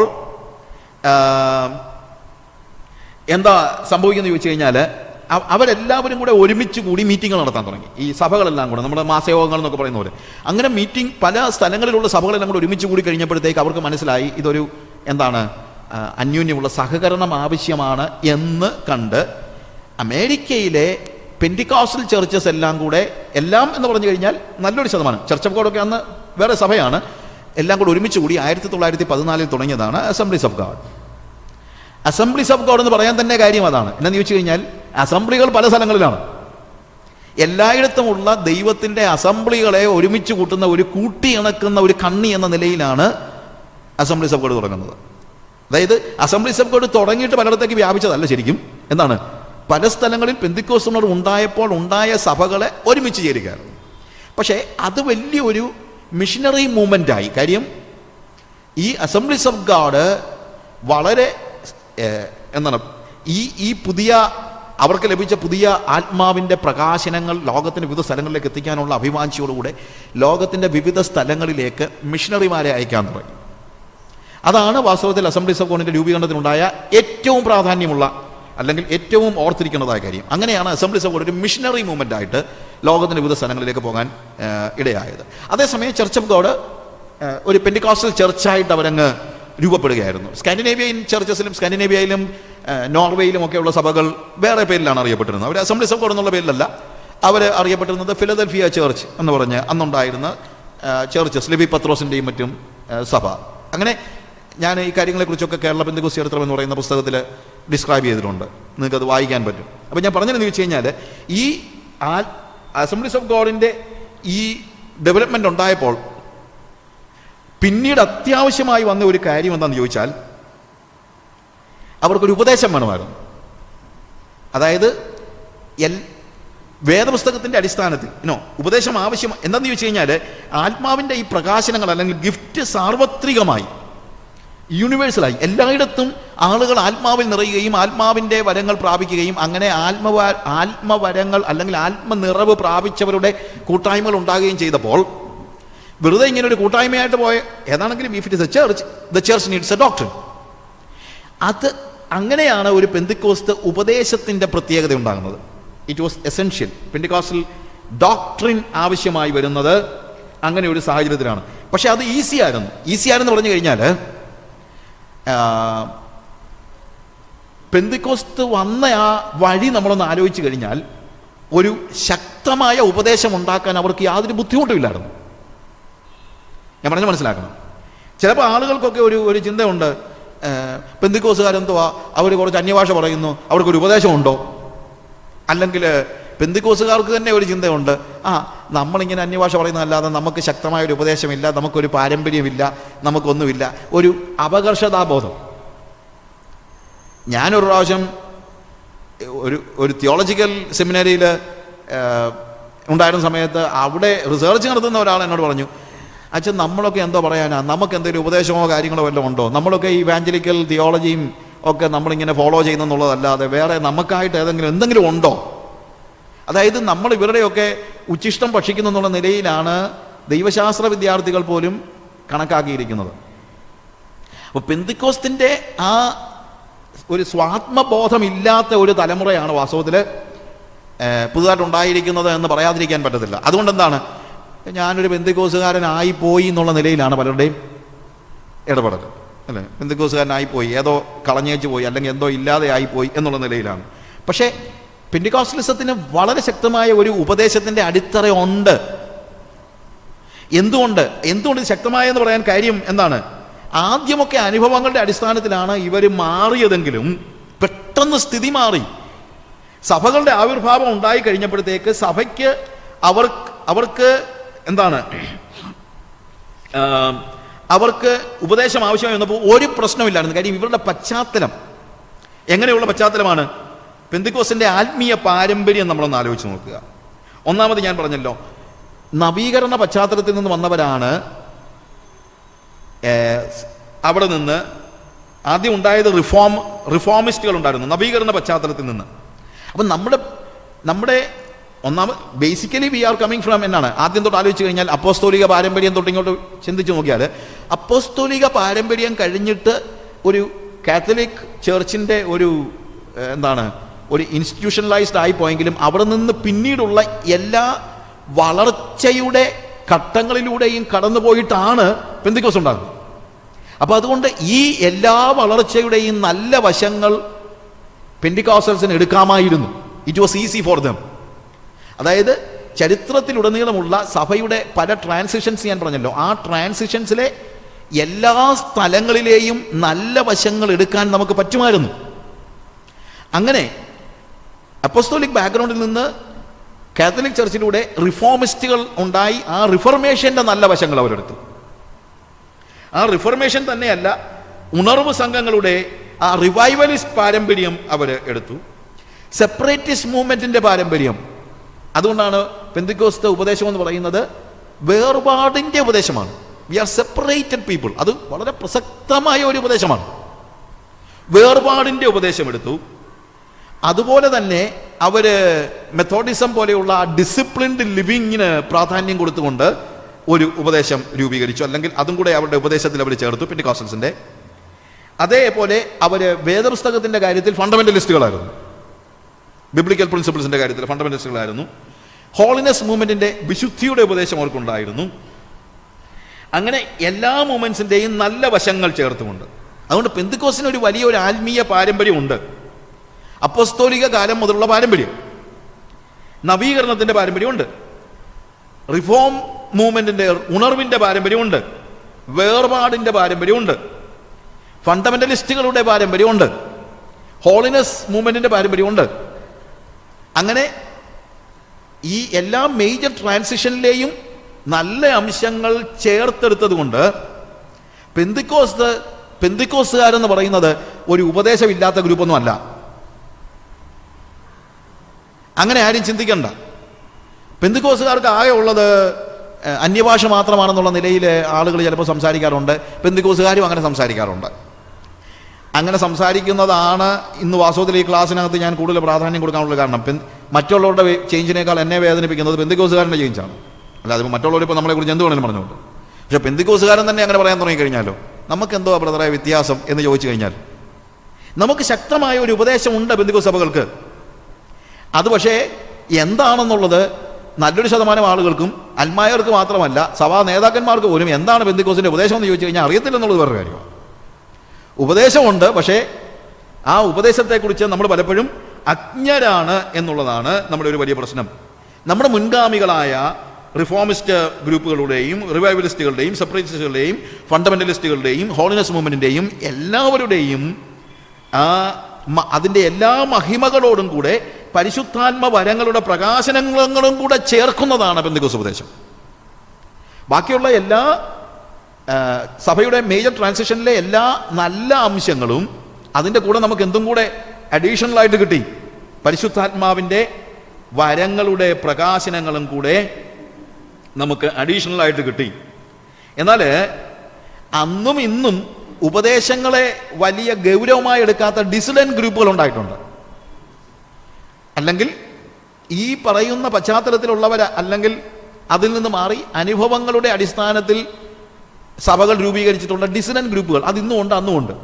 ഡിസിഡന്റ് ഗ്രൂപ്പുകൾ ഞാൻ പറയാൻ ഉദ്ദേശിക്കുന്നത് എന്താണ്, അവർ എന്തെങ്കിലും അനുഭവങ്ങൾ വെച്ചുകൊണ്ട് അതിൻ്റെ അടിസ്ഥാനത്തിൽ മാറി മാറി പോകുന്നവരുണ്ട്. പക്ഷേ മിക്കവാറും എല്ലാ പെന്തിക്കോസ്ത് സഭകളും ഒരേ ഉപദേശത്തെ തന്നെയാണ് സ്വീകരിച്ചത്.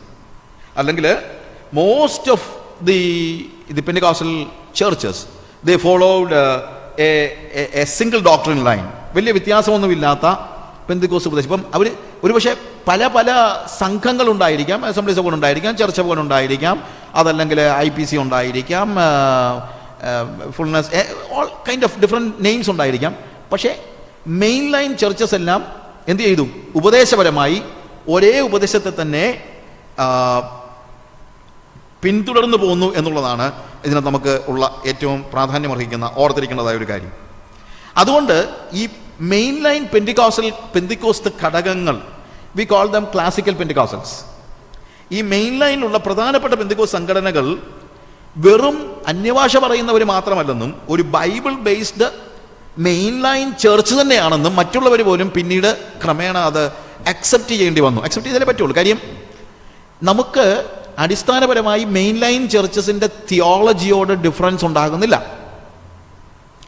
ഉപദേശങ്ങളോട് മെയിൻ ലൈൻ, ഇപ്പം ട്രിനിറ്റിയുടെ അണ്ടർസ്റ്റാൻഡിങ്ങിലോ അല്ലെങ്കിൽ അടിസ്ഥാനപരമായി വേദപുസ്തകത്തിൻ്റെ ഒരു ഉപദേശങ്ങളോടും മെയിൻ ലൈൻ ചർച്ചസിൻ്റെ ഉപദേശങ്ങൾ തമ്മിൽ വ്യത്യാസം ഉണ്ടാകുന്നില്ല.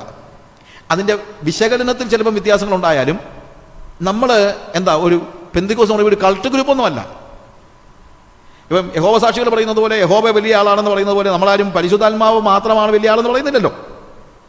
അതായത് അടിസ്ഥാനപരമായ ദൈവശാസ്ത്രപരമായ കാര്യങ്ങളിൽ പെന്തിക്കോസ്ത് സഭകൾക്ക് മെയിൻ ലൈൻ ചർച്ചസിൻ്റെ തിയോളജിയോട് അടിസ്ഥാനപരമായ വ്യത്യാസമില്ല. ഞാൻ പറഞ്ഞത് നിങ്ങൾ ഗ്രഹിക്കണം. അതുകൊണ്ട് അവർക്ക് ഒരു ദൈവശാസ്ത്രപരമായ നിലയിൽ പെന്തിക്കോസ്തിനെ ഒരു ഡീവിയേറ്റഡ് ഗ്രൂപ്പായിട്ട് തള്ളിക്കളയാൻ പറ്റത്തില്ല. കാര്യം ദൈവശാസ്ത്രപരമായി നമ്മൾ എന്ത് ചെയ്യുന്നുണ്ട്? We are accepting the main aspects of the main line theology. പിന്നീട് അത് വേദപുസ്തക കേന്ദ്രീകൃതമായ ഒരു ഉപദേശമാണ്. അതുകൊണ്ട് ഓപ്പണാണ്. മറ്റുള്ള സഭകൾക്കൊക്കെ ഉള്ളൊരു പ്രശ്നം, ഞാനിപ്പോൾ ഒരു പാരമ്പര്യ സഭയിൽ ചെന്നിട്ട് ഇതാണ് വേദപുസ്തകം പഠിപ്പിക്കുന്നതെന്ന് പറഞ്ഞു കഴിഞ്ഞാൽ അവരെന്നോട് പറയും, ആ വേദപുസ്തകം അങ്ങനെയൊക്കെ പഠിപ്പിക്കും, പക്ഷേ ഞങ്ങൾ ഉപദേശം ഇതാ. പെന്തിക്കോസ്തുകാരൻ അങ്ങനെ പറയാൻ പറ്റത്തില്ല. കാര്യം ഇതിൻ്റെ പിതാക്കന്മാര് ഈ ഉപദേശം പഠിപ്പിച്ചപ്പോൾ ആദ്യമേ തന്നെ പറഞ്ഞു വി ആർ ബൈബിൾ ബേസ്ഡ് എന്ന്. അതാണ് വാസ്തവത്തിൽ പെന്തിക്കോസിന്റെ ഏറ്റവും വലിയ ഗുണമായിട്ട് ഞാൻ കാണുന്നത്. അതുകൊണ്ട് പുതിയ ഒരാൾക്ക് വന്നിട്ട്, ഒരു നേതാവിന് വന്നിട്ട് മാറ്റാൻ കഴിയുന്നതല്ല പെന്തിക്കോസ് ഉപദേശം. ഞാൻ പറഞ്ഞ മനസ്സിലാക്കണം. ഒരു നേതാവ് വന്നപ്പോൾ ഇത്രയും നാൾ നമ്മൾ വിശ്വസിച്ചുകൊണ്ടിരുന്നത് ഇങ്ങനെയാണ്, പക്ഷേ ഇന്ന് മുതൽ നമ്മൾ വിശ്വസിക്കാൻ പോകുന്നത് ഇങ്ങനെയാണെന്ന് പറഞ്ഞാൽ ഒന്നും നടക്കത്തില്ല. അതിനെ ചോദ്യം ചെയ്യാൻ എന്തുണ്ട്? ബൈബിൾ ബേസ്ഡ് ആയിട്ട് ചോദ്യം ചെയ്യാനായിട്ട് കഴിയും. ആ ഓപ്പൺനെസ് ആണ് പെന്തിക്കോസിന്റെ ഏറ്റവും വലിയ ഗുണമായിട്ട് ഞാൻ കാണുന്നത്. ആ ഓപ്പൺനെസ് ദോഷം ഉണ്ടാക്കിയിട്ടുണ്ടില്ലെന്ന് ഞാൻ പറയുന്നില്ല. കാര്യം എല്ലാവരും വേദപുസ്തകം വ്യാഖ്യാനിക്കാൻ തുടങ്ങിയെന്ന് പറയുന്ന ഒരു ദോഷം, അത് പ്രൊട്ടസ്റ്റന്റിസത്തിലെ ഒരു പ്രത്യേകതയാണ്. പോപ്പ് പറയുന്നതിനപ്പുറത്തൊന്നും ഇല്ല എന്ന് പറയുന്ന ഒരു സംഘത്തിൽ നിന്നാണ് authority of the Bible accept ചെയ്ത് വന്നു കഴിയുമ്പോഴത്തേക്ക് എല്ലാവരും വേദപുസ്തകം വ്യാഖ്യാനിക്കാൻ തുടങ്ങുന്നത് ശരിയാണ്. ദോഷമുണ്ട്. പക്ഷേ ഈ ഒരു ഗുണം കിടക്കുന്നിടത്തോളം കാലം ആർക്കും ഒരാൾക്ക് കയറി ഇതിനെ ചേഞ്ച് ചെയ്യാനായിട്ട് പറ്റത്തില്ല. അങ്ങനെ ചേഞ്ച് ചെയ്യണമെങ്കിൽ അവർ മുഖ്യധാര പെന്തിക്കോസ്ത് അനുഭവത്തിൽ നിന്ന് മാറി നിന്നാലേ പറ്റുള്ളൂ. അപ്പോഴത്തേക്ക് എന്ത് ചെയ്യുന്നു?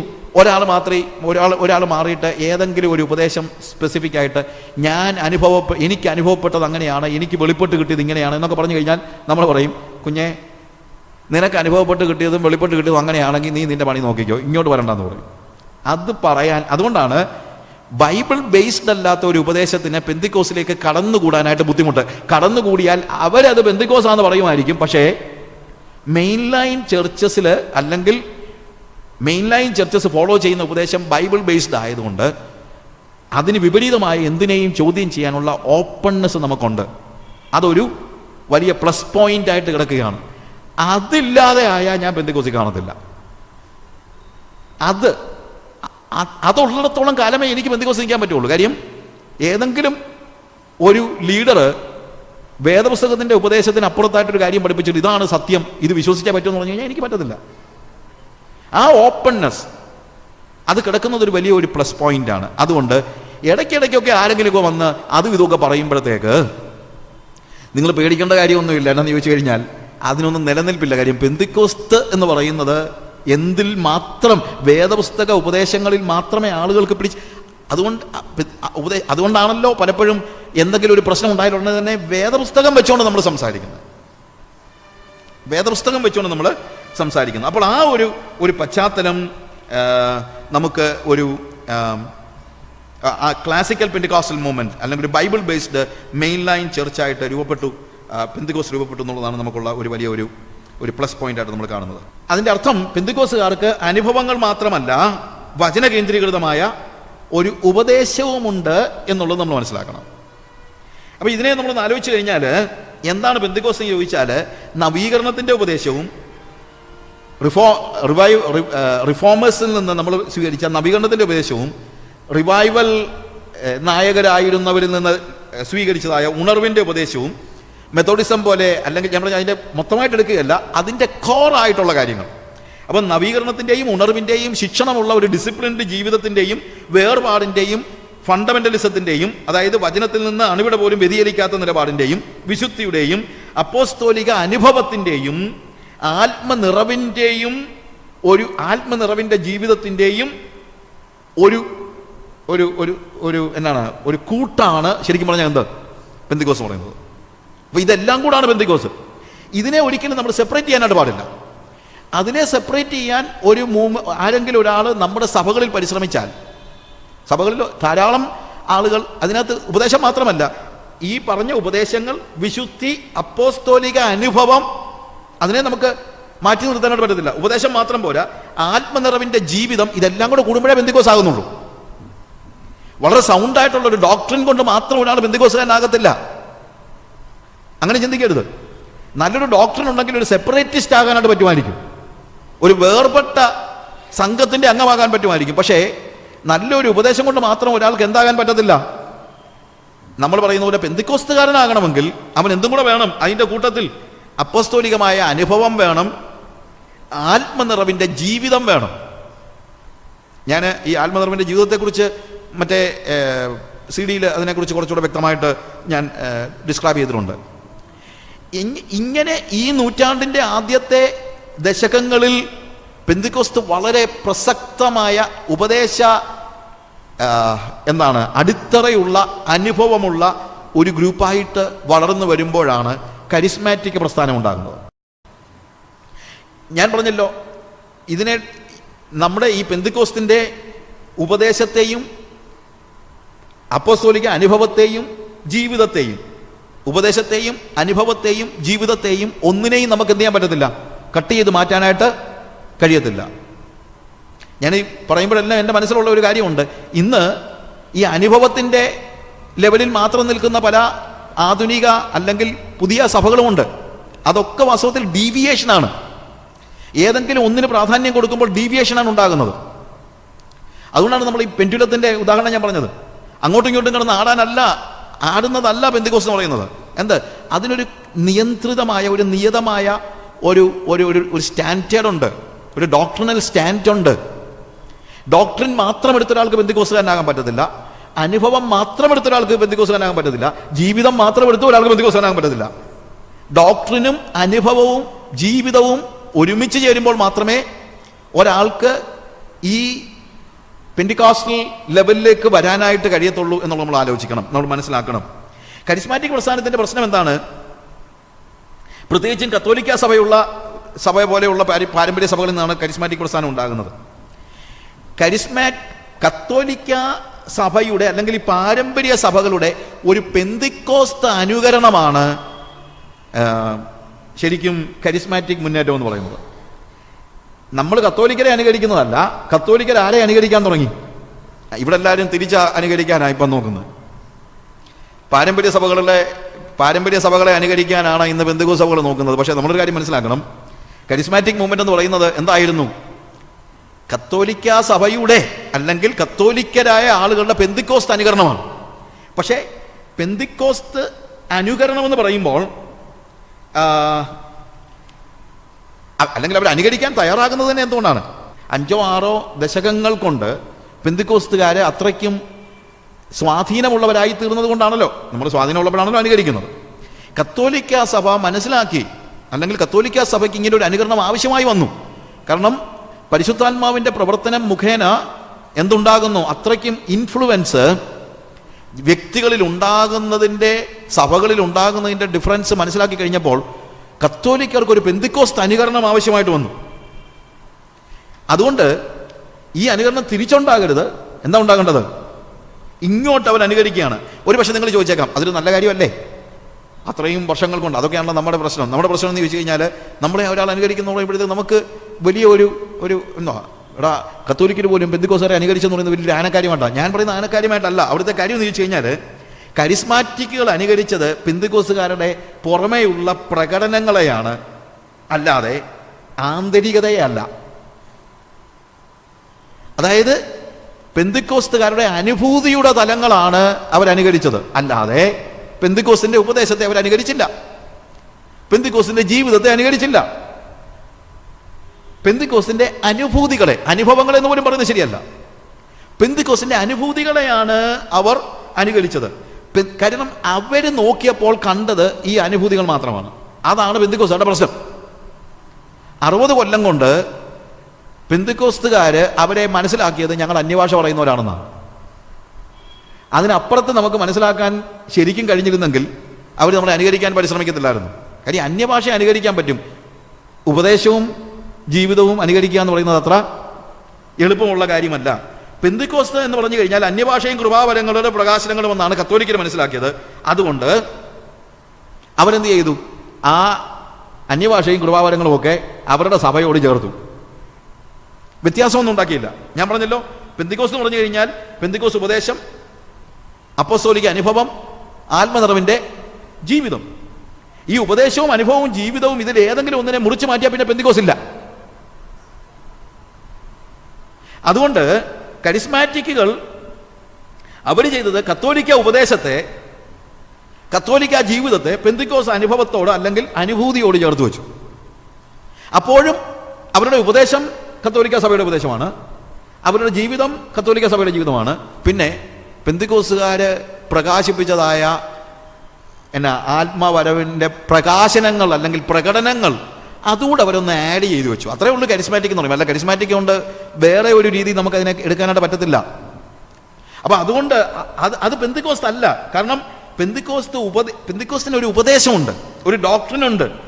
അത് ആ ഉപദേശമാണ് അതിൻ്റെ അടിത്തറ.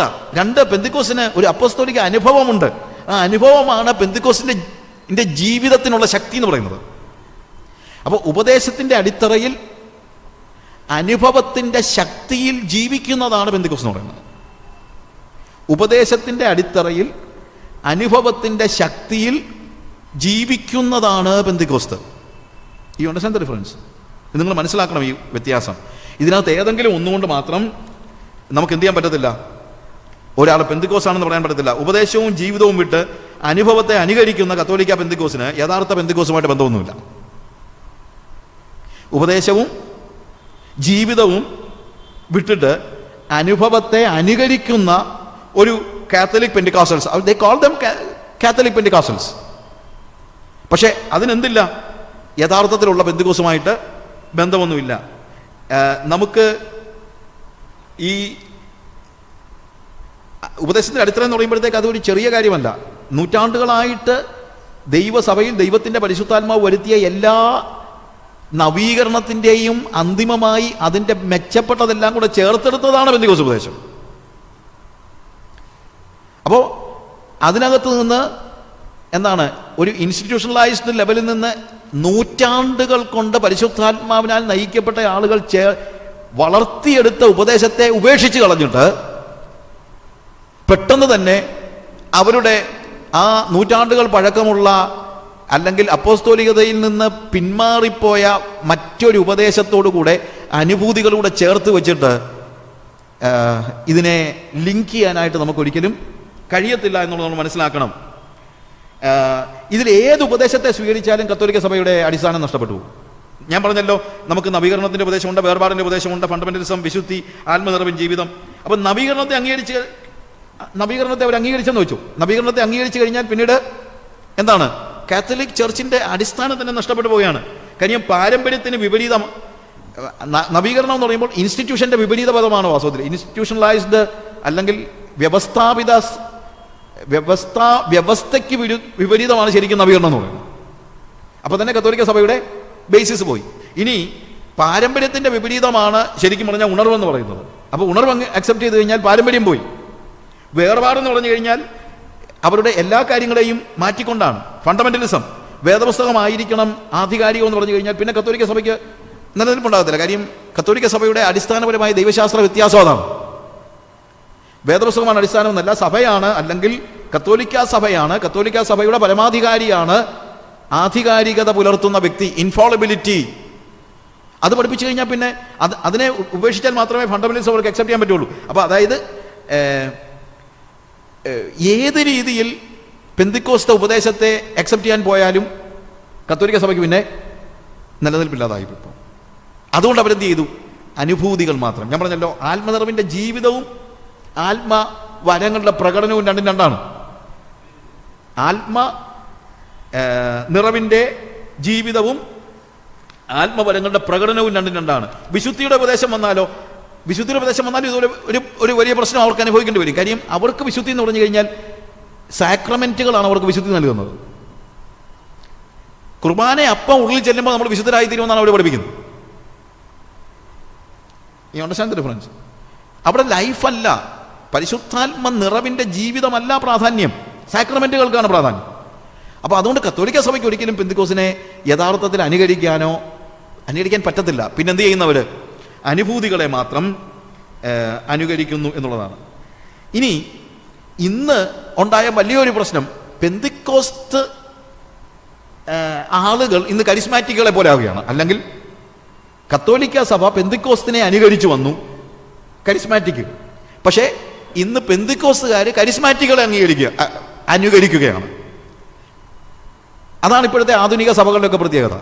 ആധുനിക സഭകൾ ഞാൻ ഉദ്ദേശിക്കുന്നത് വർഷിപ്പ് സംഘങ്ങൾ വേണമെങ്കിൽ അങ്ങനെ കൂട്ടിക്കൂ. എവിടെ ചെന്ന് കഴിഞ്ഞാലും, ഏത് ടൗണിൽ ചെന്ന് കഴിഞ്ഞാലും വർഷിപ്പ് ഗ്രൂപ്പുകളുണ്ട്. ഈ വർഷിപ്പ് ഗ്രൂപ്പുകളുടെ പ്രത്യേകത എന്ന് ചോദിച്ചു കഴിഞ്ഞാൽ അവർ പെന്തിക്കോസ്ത് അല്ലെങ്കിൽ പെന്തിക്കോസ്തിൻ്റെ കാലങ്ങളായി കൊണ്ടുവന്ന എല്ലാ ഉപദേശങ്ങളെയും അതിൻ്റെ പ്രാധാന്യം കുറച്ചിട്ട് ഇവർ എന്തിലേക്ക് വരുന്നു? അനുഭൂതികളിലേക്ക് വരുന്നു. ആ അനുഭൂതികളിലേക്ക് ഇവർ വരുമ്പോൾ അതുപോലെ തന്നെ കത്തോലിക്ക കരിസ്മാറ്റിക്കുകാരുമുണ്ട്. ഇപ്പം അതുപോലെ കത്തോലിക്ക കരിസ്മാറ്റിക്കിനെ പോലെ തന്നെ പ്രശ്നമാണ് മറ്റ് പാരമ്പര്യ സഭകളിലെ കൂട്ടായ്മക്കാരെന്ന് പറയുന്നത്. കൂട്ടായ്മക്കാരും ശരിക്കും എന്താണ്? അനുഭൂതികൾക്കാണ് പ്രാധാന്യം കൊടുക്കുന്നത്, അല്ലാതെ എന്താണ് അവർക്ക് ഉപദേശത്തിന് കൊടുക്കാനായിട്ട് പറ്റത്തില്ല. അപ്പോൾ ശരിക്കും കത്തോലിക്ക സഭ എന്ന് പറയുന്നത്, അല്ലെ കത്തോലിക്ക കരിസ്മാറ്റിക് എന്ന് പറയുന്നത് പെന്തിക്കോസിൻ്റെ അനുകരണമാണെങ്കിൽ, മറ്റ് സഭകളിലെ ഇതുപോലുള്ള കൂട്ടായ്മകൾ ശരിക്കും കത്തോലിക്ക കരിസ്മാറ്റിക്കിൻ്റെ അനുകരണമാണ്. ഒരു പരിധി വരെ പറഞ്ഞു കഴിഞ്ഞാൽ അനുകരണത്തിൻ്റെ അനുകരണമാണെന്ന് പറയാം. എന്നാൽ പെന്തിക്കോസിലുണ്ടായ ഒരു കാര്യം എന്ന് ചോദിച്ചു കഴിഞ്ഞാൽ, ഈ ആത്മീയമായ പാരമ്പര്യം ഉദ്ദേശിക്കുന്നത് ഒരുപക്ഷെ ഈ CD കേൾക്കുമ്പോഴൊക്കെ ആളുകൾ ചിന്തിക്കും, ഞാൻ അങ്ങനെ സാധാരണ രീതിയിൽ എൻ്റെ ഒരു CD-യിലും ഒരു സഭയും കുറ്റം പറയുന്ന ആളൊന്നുമല്ല. കത്തോലിക്ക സഭയും അതല്ല എൻ്റെ ജോലി, അതല്ല. അല്ലെങ്കിൽ സമുദായ സഭകളെല്ലാം കുറ്റം പറയാനായിട്ടൊന്നും അല്ല ദൈവം എന്നെ വിളിച്ചിരിക്കുന്നത്. പക്ഷേ ഇവിടെ ഞാൻ ഇങ്ങനെ പറയാനുള്ള എങ്ങനെയെങ്കിലും തോന്നുന്നുണ്ടെങ്കിൽ അത് പറയാൻ തന്നെ ഒരു കാരണമുണ്ട്. ഞാൻ എല്ലായ്പ്പോഴും പരിശ്രമിച്ചിട്ടുള്ളത് പെന്തിക്കോസുകാരുടെ പാളിച്ചകളെ എടുത്തു പറയാനാണ്, അല്ലാതെ കത്തോലിക്ക സഭയുടെ പാളിച്ചകൾ പറയാനൊന്നും അല്ല ദൈവം എന്നെ വിളിച്ചിരിക്കുന്നത്. ശരിക്കും പറഞ്ഞു കഴിഞ്ഞാൽ എൻ്റെ വിളി എന്ന് പറയുന്നത് നമ്മളുടെ ഇടയിലുള്ള പാളിച്ചകൾ എന്തൊക്കെയാണെന്ന് പറയാനാണ് ഞാൻ കൂടുതലും പരിശ്രമിച്ചിട്ടുള്ളത്. അതാണ് ഞാൻ എപ്പോഴും നോക്കുന്നതും. അത് പറയാൻ വന്നതിൻ്റെ കൂട്ടത്തിൽ ഈ ഡിഫറൻസ് ഒന്ന് മനസ്സിലാക്കാനായിട്ട് കത്തോലിക്ക സഭയുടെയോ മറ്റുള്ള പാരമ്പര്യ സഭകളുടെയോ കാര്യങ്ങൾ ഞാൻ പറഞ്ഞെന്നുള്ളതേ ഉള്ളൂ. വാസ്തവത്തിൽ പെന്തിക്കോസിൻ്റെ പാളിച്ചകൾ എന്ന് പറയുമ്പോൾ പെന്തിക്കോസിന് തുടക്കത്തിൽ ശക്തമായ ഒരു അടിത്തറ ഉണ്ടായിരുന്നു, ഒരു ഉപദേശം ഉണ്ടായിരുന്നു, ആത്മീയമായ ഒരു പാരമ്പര്യം ഉണ്ടായിരുന്നു. ആത്മീയമായ പാരമ്പര്യം, മറ്റു പാരമ്പര്യമാണ് ഉദ്ദേശിക്കുന്നത്. എന്ത് പാരമ്പര്യം? റിഫോമിസ്റ്റ് പാരമ്പര്യം ഉണ്ടായിരുന്നു, റിവൈവലിസ്റ്റ് പാരമ്പര്യം ഉണ്ടായിരുന്നു, സെപ്പറേറ്റിസ്റ്റ് മൂവ്മെന്റിന്റെ പാരമ്പര്യം ഉണ്ടായിരുന്നു, ഫണ്ടമെന്റലിസ്റ്റുകളുടെ പാരമ്പര്യം ഉണ്ടായിരുന്നു, ഹോളിനെസ് മൂവ്മെന്റിന്റെ പാരമ്പര്യം ഉണ്ടായിരുന്നു. പാരമ്പര്യം എന്ന് ഉദ്ദേശിക്കുന്നത് തെറ്റിദ്ധരിക്കരുത്, ട്രഡീഷൻ.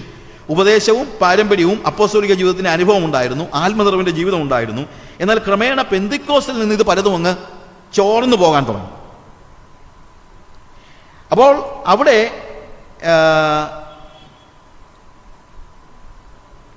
പെന്തിക്കോസിന്റെ ഈ ബേസിക് അടിസ്ഥാനപരമായ കാര്യങ്ങൾ ചോർന്നു പോകുമ്പോൾ ഒരു പക്ഷേ അല്പമൊക്കെ ആളുകൾക്ക് പെട്ടെന്ന് എന്നുണ്ടാകാൻ സാധ്യതയുണ്ട്. ഒരു ആത്മാർത്ഥതയുള്ള ആളുകൾക്കൊക്കെ ഒരു മനപ്രയാസം ഉണ്ടാകാൻ ചാൻസ് ഉണ്ട്. അങ്ങനെ മനപ്രയാസം ഉണ്ടാകുന്ന ആളുകൾ ചിലരെന്ത് ചെയ്യുമെന്നറിയാമോ?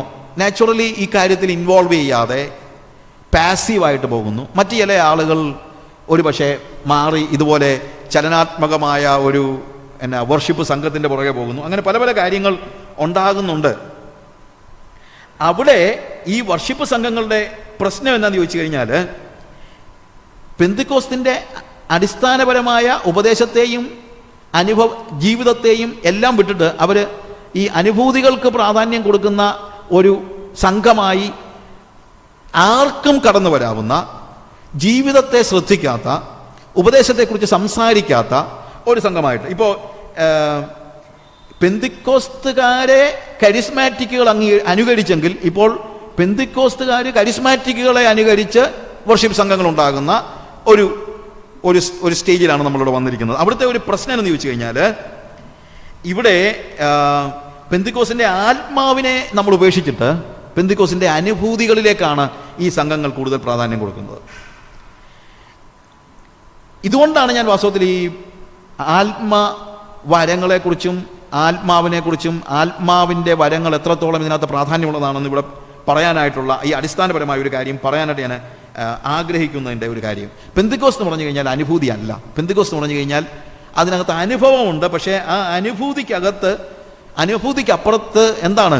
It is A reality. അനുഭവങ്ങൾ എന്ന് പറയുന്നത് ഒരു ഇല്യൂഷൻ അല്ല. അനുഭവം എന്ന് പറയുമ്പോൾ ഒരു എക്സ്റ്റസിയിൽ ഒതുങ്ങി നിൽക്കുന്നതുമല്ല. വർഷിപ്പ് സംഘങ്ങളിലും മറ്റും പലപ്പോഴും എക്സ്റ്റസി ഉണ്ട്, പക്ഷേ ആ എക്സ്റ്റസിക്ക് അപ്പുറത്ത് എക്സ്പീരിയൻസിലേക്ക് അവർ കൊണ്ടുവരുന്നില്ല. അതുപോലെ തന്നെ ഉപദേശത്തിൻ്റെ പ്രാധാന്യം ഞാൻ മുമ്പ് പറഞ്ഞ പോലെ പാരമ്പര്യം, എല്ലാ കാര്യങ്ങളും ആത്മാവിൻ്റെ വരങ്ങളെക്കുറിച്ച് അവരൊരു പക്ഷേ ഒത്തിരി സംസാരിക്കുന്നുണ്ടായിരിക്കാം. പക്ഷേ ആത്മാവിൻ്റെ വരങ്ങളെക്കുറിച്ച് പരമായ ഒരു അടിസ്ഥാനത്തിൽ നിൽക്കാതെയാണ് പലപ്പോഴും. അതുകൊണ്ടാണ് അത് നടത്തുന്ന ആളുകളുടെ അനുഭവങ്ങളുമായിട്ട് റിലേറ്റ് ചെയ്ത പലപ്പോഴും ഈ ആളുകൾ ഈ കാര്യങ്ങളെക്കുറിച്ച് മുന്നോട്ട് പോകുന്നത്. അപ്പോൾ ആത്മാവിൻ്റെ വരങ്ങളെക്കുറിച്ച് നമ്മൾ പഠിക്കുമ്പോൾ അതിനകത്ത് ചിലപ്പോൾ പ്രശ്നങ്ങൾ ഉണ്ടായിരിക്കാം. അപ്പോസ്തലനായ പൗലോസ് 3 അധ്യായങ്ങൾ അടുപ്പിച്ച് ആത്മവരങ്ങളുമായിട്ട് ബന്ധപ്പെടുത്തി എഴുതിയിട്ടുണ്ട്. നമുക്ക് ഒരു അധ്യായം അങ്ങനെ തോന്നുന്നില്ല. 1 കൊരിന്ത്യർ 12-ാം അധ്യായവും 13-ാം അധ്യായവും 14-ാം അധ്യായവും ശരിക്കും പറഞ്ഞു കഴിഞ്ഞാൽ ആത്മവരങ്ങളുടെ ആ സ്ക്രിപ്ചറൽ ബേസിസ് മനസ്സിലാക്കാനായിട്ട് വേദപുസ്തകം നമ്മൾ എടുത്തിരിക്കുന്ന ഭാഗമാണ്. അപ്പോൾ ഞാൻ ഈ പാസേജ് ആണെങ്കിലും ഈ പാസേജാണ് ശരിക്കും ഞാൻ നമ്മളുടെ ഇവിടുത്തെ പഠനത്തിന് വേണ്ടി തിരഞ്ഞെടുത്തിരിക്കുന്നതായ കാര്യം അതാണ്. ഈ 3 അധ്യായങ്ങളിൽ നിന്ന് ഇതിനകത്ത് ഈ 1 കൊരിന്ത്യർ 12, 13, 14 അധ്യായങ്ങളാണ് നമ്മളുടെ ഈ പഠനത്തിൻ്റെ അടിസ്ഥാനപരമായിട്ട് ഞാൻ തിരഞ്ഞെടുത്തിരിക്കുന്നത്.